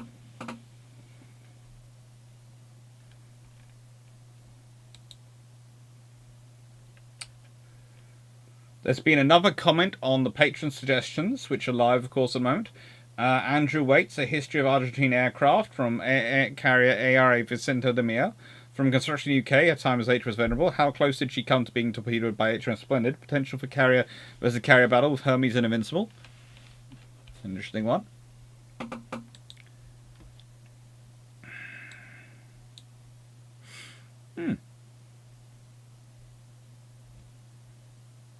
Were there enemies? There were lots of Admirals Edwards. There were, I think. I'm fairly sure.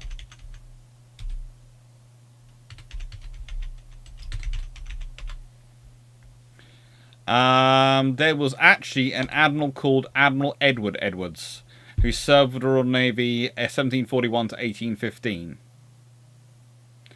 and was a captain of HMS Pandora, the frigate, the ship which was sent to the South Pacific to pursue the bounty mutineers.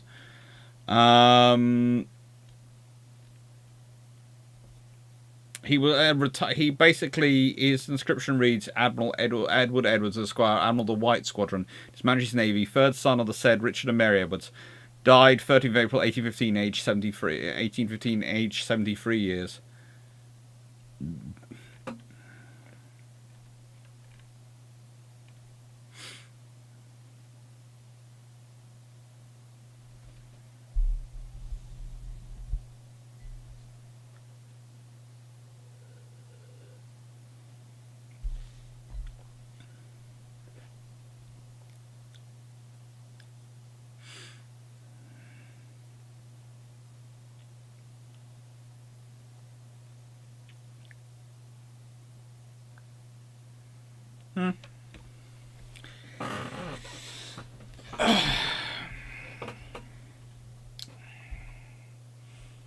Stafford, the Dodge Aries is now in refit as a fleet. You'll be going in for refit whilst the yard is built. The GMC Atlas will be joining the fleet on Tuesday evening under financing. Glad to hear you getting something else to take you around. I'm currently, instead of going down, the price of second-hand cars is going up, so I'm currently going, ouch, and trying to work out what I'm going to do. Captain Sheethorpe, what did the Royal Navy think of Marlborough's plan to go right flanking around the Pre-Car instead of attacking Lille, and do you think it would have been effective? It's an option. I think the Royal Navy thought they might have a go, but, you know, things happen. It's a case of, if it works, it's a great idea. If it doesn't work, it's a problem.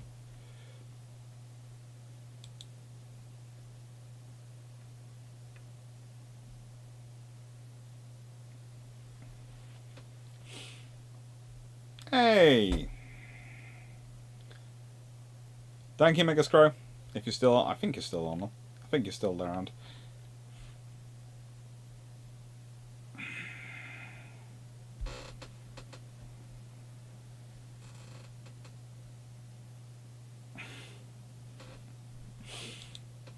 Oh, very cute. Sorry, it's always nice when people send me pictures on Discord of the ships they've designed in UAD, etc. Very cool.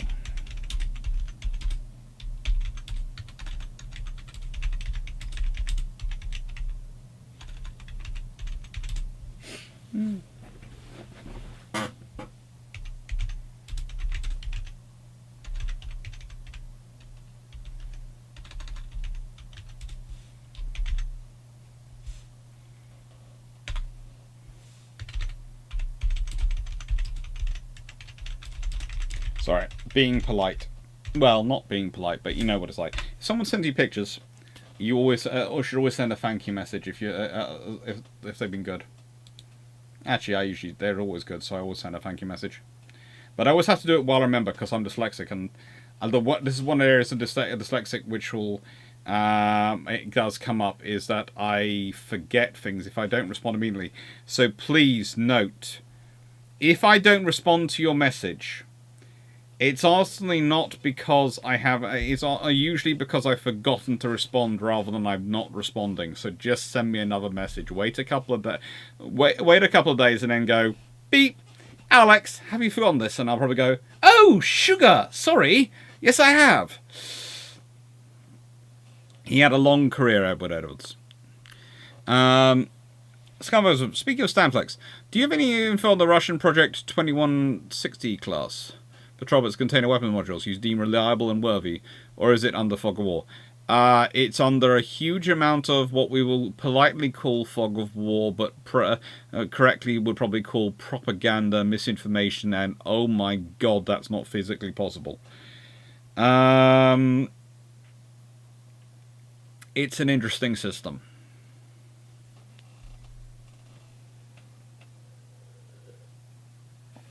Nice thing, could CVA-1 have been made with 1950s era tech? Parts of it certainly could have been. No, sorry. Have I got a spot or something coming here? No. I think I've got... I've been cut by a poodle paw. I think I've been bashed by a poodle. I'm being beaten up by a dog now. It's terrible.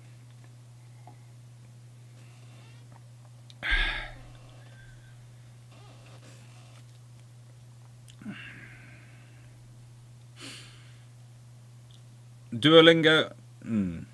Duolingo. You can find me? I think. I think that's a translation site. Yeah.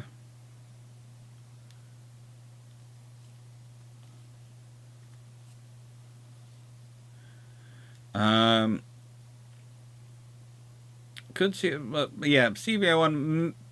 Large chunks of it could have been made in 1950s tech.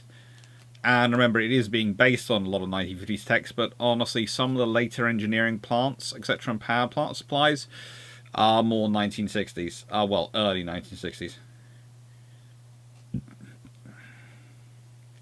I think it would have been around $4,000 if it had been on your side of Pond. Yeah, I'm starting to think I'm going to have to go $4-5 to get a decent car this time.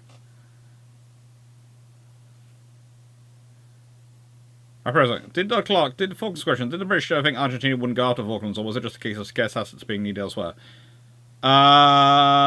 It was more ignorance is bliss. The British government were being warned by their ambassador in Argentina, by their ambassador in Brazil, ambassador in Chile, by the governor in the Falklands, by all the Royal Navy, and they were ignoring them all because ignorance is bliss. And because the Foreign Office, honestly, the Foreign Office were just being weird at that time. It's one of those things. People go, the Foreign Office wanted to give Falklands away to Argentina. They didn't. The Falklands just didn't want to make a decision. They were turning into Asquith in 1914.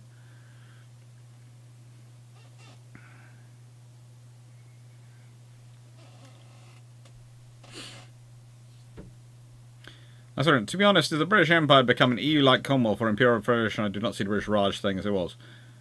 Oh, that would be a fun one. It would certainly reduce down, it would certainly break up, but how it would break up would be very interesting, because again, if it's in that sort of federated state, it might not break up into two, it might break up into as many as 6 or 7.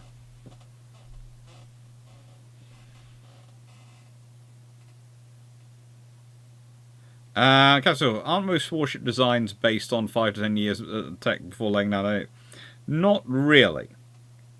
Most warship designs are based on tech which is up to date for the moment they're laid down. But even then, systems might still be being built and designed which would go in them. So they have the spacing and the weight requirements for those systems, but they don't have the actual technology built into those systems. So that can be more recent.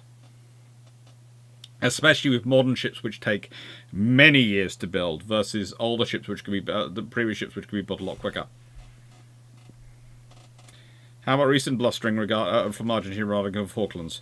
Mount Pleasant is a very, very well protected scenario. I have no doubt that you could take it, but I also have no doubt that taking it will be mighty difficult. And also, the British do have the Queen Elizabeth class. They do have some F-35s. They do have a lot of anti-submarine warfare helicopters. And the fact is, Argentina would probably find itself in a very difficult scenario. Do I think they could take the Falkland Islands? If they're prepared to take the losses, they could. Do I think they would be able to hold them? No. Do I think we'd retake them the same way we retook them in 1982? No. I think we do something different. Does that answer your question, Stafford?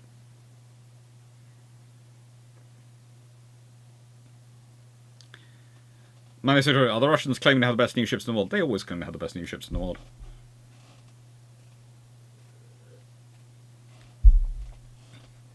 Ouch.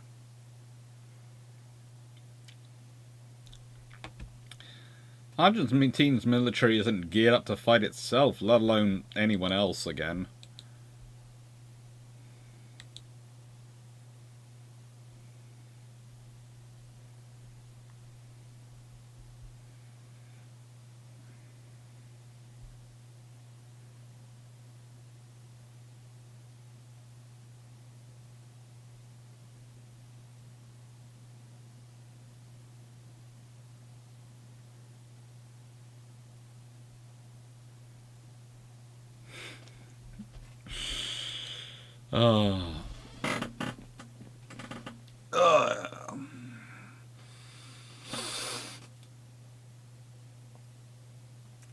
I know modern current, but I had to ask him the related question. I don't mind it.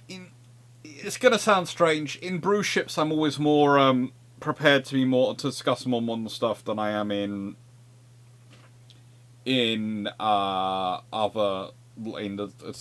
sort of more researched lives and recorded videos. I would also say that as I do reserve the right when it's a modern question to go, that's a bilge pumps question, and leave it for bilge pumps.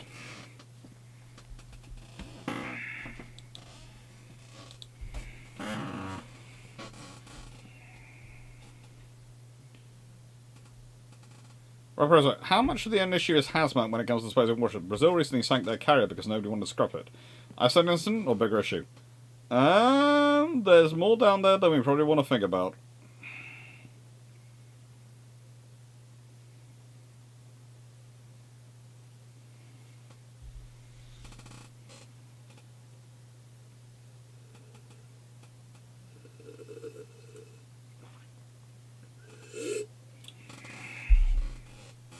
I think the main problem for the British is the sheer number of submarines we don't have anymore in a Falklands scenario. It's making sure we actually have a submarine free to send down, or rather, if we send a submarine down to deal with that, and we do usually seem to have some sort of presence going on the South Atlantic, I'm fairly certain that submarine would then find itself, if it's gone, then we're for sure of a submarine watching the Russians.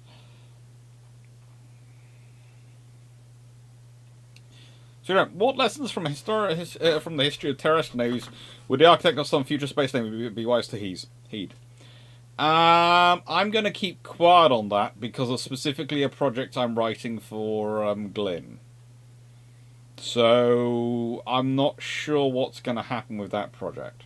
But I have done a number of videos about sci-fi navies where I might have talked about this to an extent. But at the moment I'm just keeping quiet I'm keeping my powder dry until the project for Glyn reaches Glyn.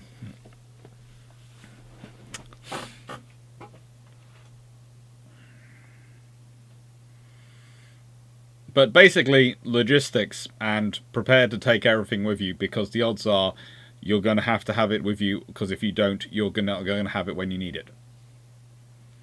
So don't expect your ships to be small.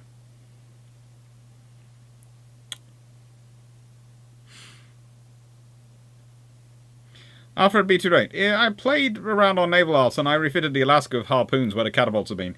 If you stored more harpoons in the hangars, could you reload them? It depends. Did you leave the cranes? Because if you've got a crane there, you can onboard the ship. The crane used for the seaplanes, catapults, where the seaplanes and catapults have been, then you can possibly reload them. Because that's the main problem you have with VLS, etc., is having a crane to lift the stuff and make sure it goes in. Because people go, oh, it's not that heavy. No, it's not that heavy, but it needs to be lifted and very carefully put in very precisely because it's very delicate. So if you design today's modern navy, or Royal Navy from the ground up, how would you design it? There's a video actually out there, which I did for the 4,000 subscribers special on how I would make the Royal Navy. So that's more eloquent. That's more information than I can ever put in a quick answer.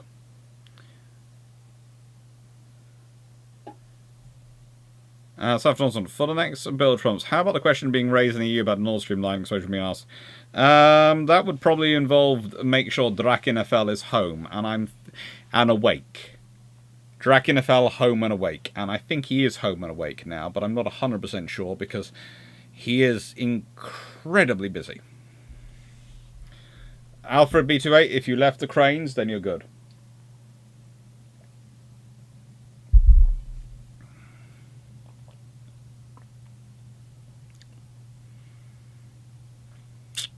Argentina has 6 guided missile destroyers with out-of-date Italian SAMs. Yeah, a squadron of Eurofighter Typhoons would probably kill them within a few hours. As long as the Eurofighter Typhoons actually have weapons which will sink them. And it's not a squadron. It's a flight, remember. So as I said, it will take a toll, but it's 4 aircraft if they're all operating. So you have to be realistic.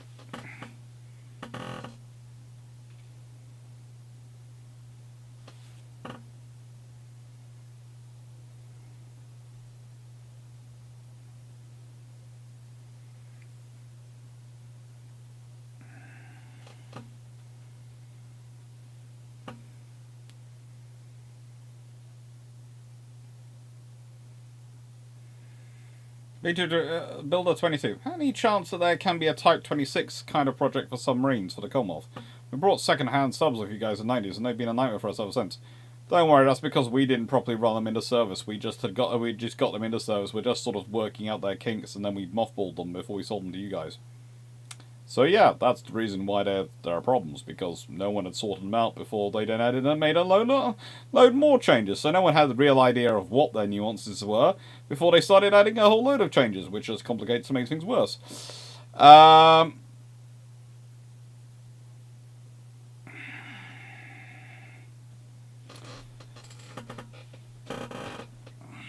As for that, I have often articulated for it in build prompts. I think it would be sensible, and I think honestly it would be sensible for the nuclear sub-project to involve Canada as well, but it's getting everyone on board. Because I'd say in nicest way with the distances you're dealing with Canada in the Arctic and Australia, where in terms of the sheer size and sea of the Australia, that having nuclear submarines would make sense. And let's be honest, Canada has far more of a nuclear industry than Australia does to start off with. But it's getting everyone there. And one of the interesting things that keeps on people going, we should buy American submarines as the Australians. You go, you want to crew an American submarine? They're far more crew intensive than a British submarine. Or British style submarine. Because the US Navy has the personnel. Even now, though, they are starting to feel the personnel pinch, and they're starting to consider it, but they haven't got there yet.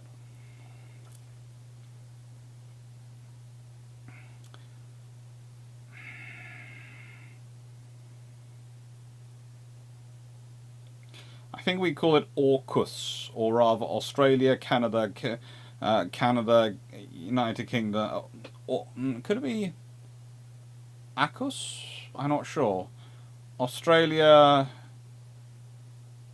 AUKUS? Caucus? Caucus would be fun. Canada, Australia, United Kingdom, USA. United States? Could be. I know Dracula's supposed to be home. I'm hoping he's home, and we'll be having him for build trumps this week. Scooter Scrap. Had the navalised version of the Mosquito been produced sooner and in sufficient numbers, what kind of impact could they have had?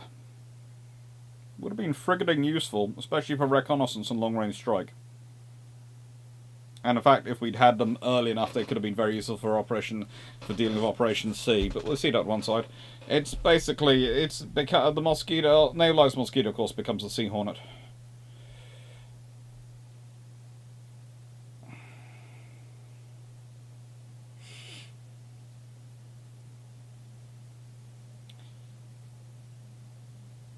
Oh, Jamie often calls things fantasy, but that doesn't mean we don't talk about them, because we like to wind him up.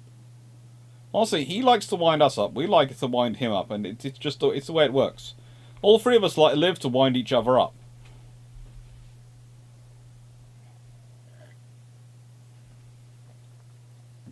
They build at Kanzuk, I think. Well, Kanzuk sounds lovely, but that involves New Zealand.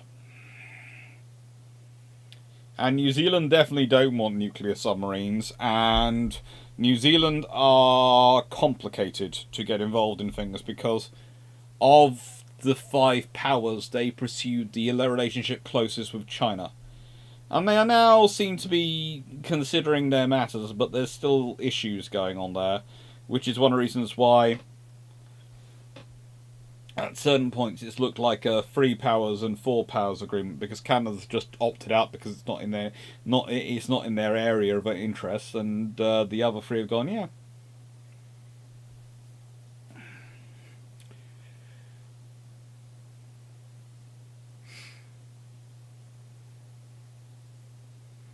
After we do, do you know a resource that has dimensions of different Model 1 and Model 2 gun turrets? I haven't been able to find much, and that's a frustrating thing trying to make a model.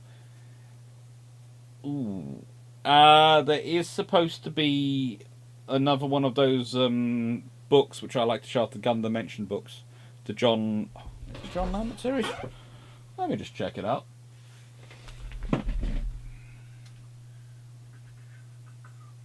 Freeman and John.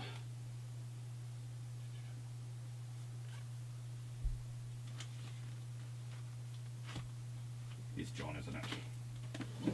Yes, John.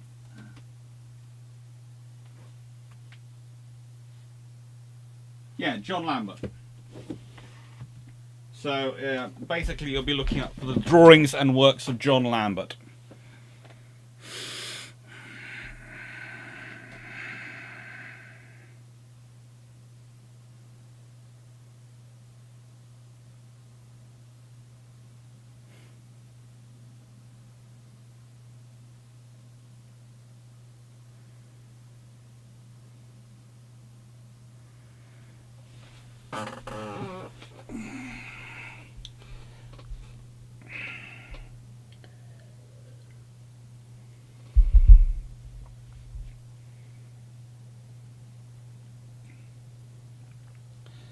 That all sounds fun, Stafford. Representative, Dr. Clarke, Japan wanted range and agility in World War II fighters. Wouldn't they have been better, say, focusing on survivability? Same for the ships. You see, if you have range, then you fight your enemy further away from your ships, which makes your ships more survivable. And if you have agility, then you can probably kill your enemy more quickly, and if you kill them more quickly, then you're more survivable. There is a logic to it. You know, you build an aircraft which is protected against machine gun fire, A, it's going to be very heavy and slow, and B, someone's just going to buy a cannon. A 20mm cannon firing explosive rounds.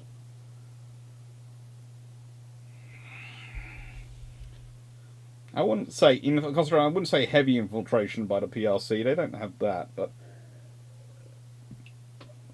it's a complicated scenario because of their own economy and their interests. And it's the thing, Five Powers agreement keeps this work together as often as it does because most of the time their interests do align, but their interests aren't perfectly in alignment all the time. And sometimes when there isn't, the interests don't align, there's going to be differences of opinion. And there's going to be differences, and there's nothing wrong with that. They're 5 independent nations. It happens.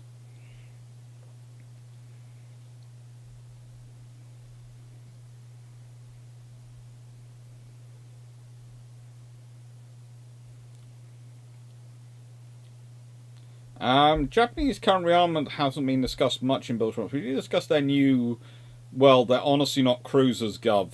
Large destroyers, which are basically going to be taking the role of land-based Aegis. Aegis ashore. Why do you 20mm? Because again, why do you need to go bigger? You armour against a machine gun, then a 20mm will take you out. Okay, you now armour against 20mm cannon, you're now the slowest, heaviest aircraft seen to fly in years, and someone just gets a 30mm. They're not going to need to evolve more than they need to, because that's going to be weight on their own aircraft. You take the bigger gun, you take A, less rounds of ammunition, and B, you put more strain on your airframe when you fire the gun, and it's more weight. So all those things add up, so it's always a balance.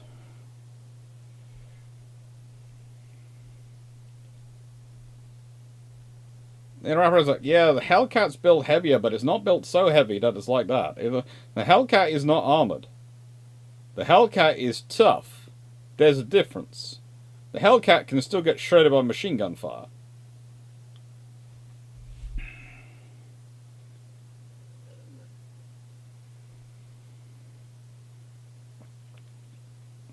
Yeah, for some too. I'm presuming that's facetious, because can't the King order New Zealand and Canada to play ball? Constitutional monarchies don't work like that.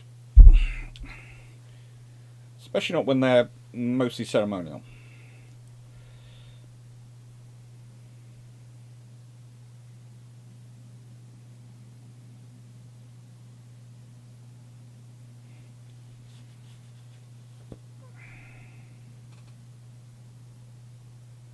Hello to Stafford's mum. Hope you're well.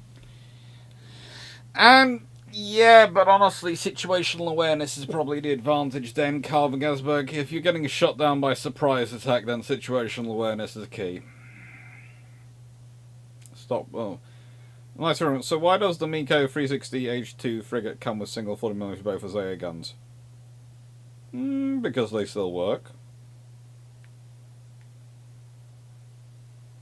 And against a certain level of threat, they're fine.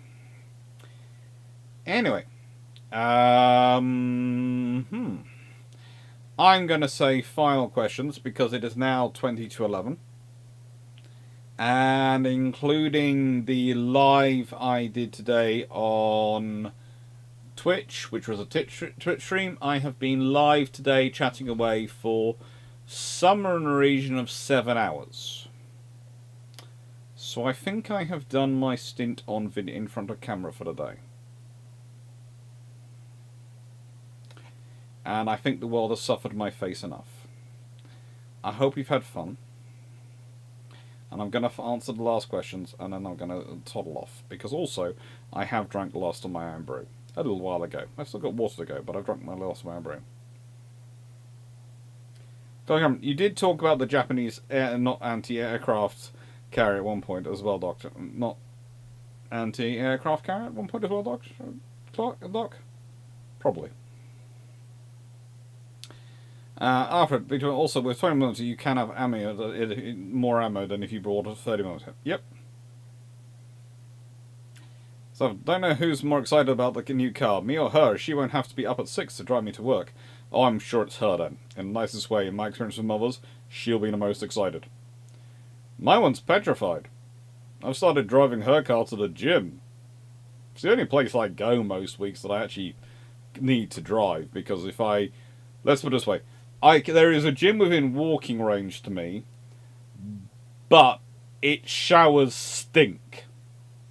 And I know that sounds weird thing, but they stink like they haven't been cleaned. Okay? They just smell unclean. I'm not sure what it is, but you go in there, and this is in the men's shower. No one wants to go there, so I drive just slightly further. It's more the reason I drive is because I have to cross so many main roads to get to it, not distance-wise, to the other one. And currently, because I'm not without a car, I'm driving my mum's car. So she's very keen on me getting a new car, incredibly keen on it. She basically comes out every time I return from the gym with a microscope to go over her car going, "You have not scratched it." No, I haven't. No, Mum, of course I haven't. Seriously, I did full Jeremy Clarkson parking. With their knowledge. I put cones around it. I don't know.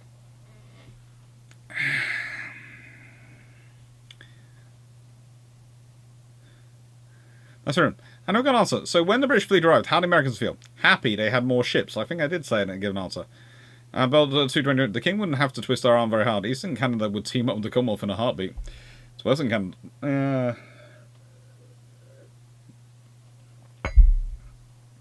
They're fun. They're fun. Thank you, Red Brozak. Thanks, John Shea. Thank you, Stafford. Thank you, Mr. Tony's End. Thank you, Jack Ryan, Stafford, Jack, and I think I said Jack twice. Melanie and Dan for adminning. Seriously, I needed you today on the Twitch stream. I was going, I have no admins. I'm being descended upon by by bots. I have no admins shooting them down. I ended up having to make Gareth, aka Garrus the Brit mod. Oh, please note, while I'm still alive, go to the channel page. You will find a link to Garrus the Brit, aka Gareth from our trips to Canada and upcoming works. On my channel, you will find a link to his YouTube channel where he has guides for how to play, to help with all sorts of computer games, and his own live streams from Twitch, which are recorded. So if you're interested in that, you will love it, and his stuff is really, really good and full of history.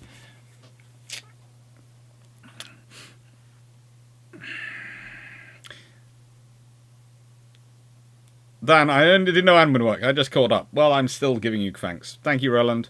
Thanks, JLF. The Dodge died before the Dodge died. Mum was on me about a new truck. She didn't want me driving it down to meet you in Hamilton. Yeah, I seem to remember you mentioning that about your mum, and us all telling you to message us when you got back, so we're sure you got back safe, and you did. Scooters, are you planning a trip to the States in the near future? I would like to visit the States, but I've got a few other trips planned first, which I'm going to be higher on my priority. And then when I go to the States, I want to visit all the aircraft carriers. I want to do a naval aviation tour. And I also want to see if I can go see a couple of my friends who are now lecturing in the States and go and see Annapolis, etc. See if I can get a tour of Annapolis off them. I know it will be complete and utter cheekiness of me asking, but might as well. Thanks, Colin Cameron. Thank you, Ines Morrison. Thank you, Just Funk. Thank you, Albazowski. Thank you, George Newman. Thank you, Rapid Raceback. Thank you, DG40, Jay Elliff, Anuk. Nightstick, everyone. Thank you, Scooter Ski. Thank you, Roland, Alfred, David. Thank you, Ronsham. Right, have fun. Enjoy. Take care.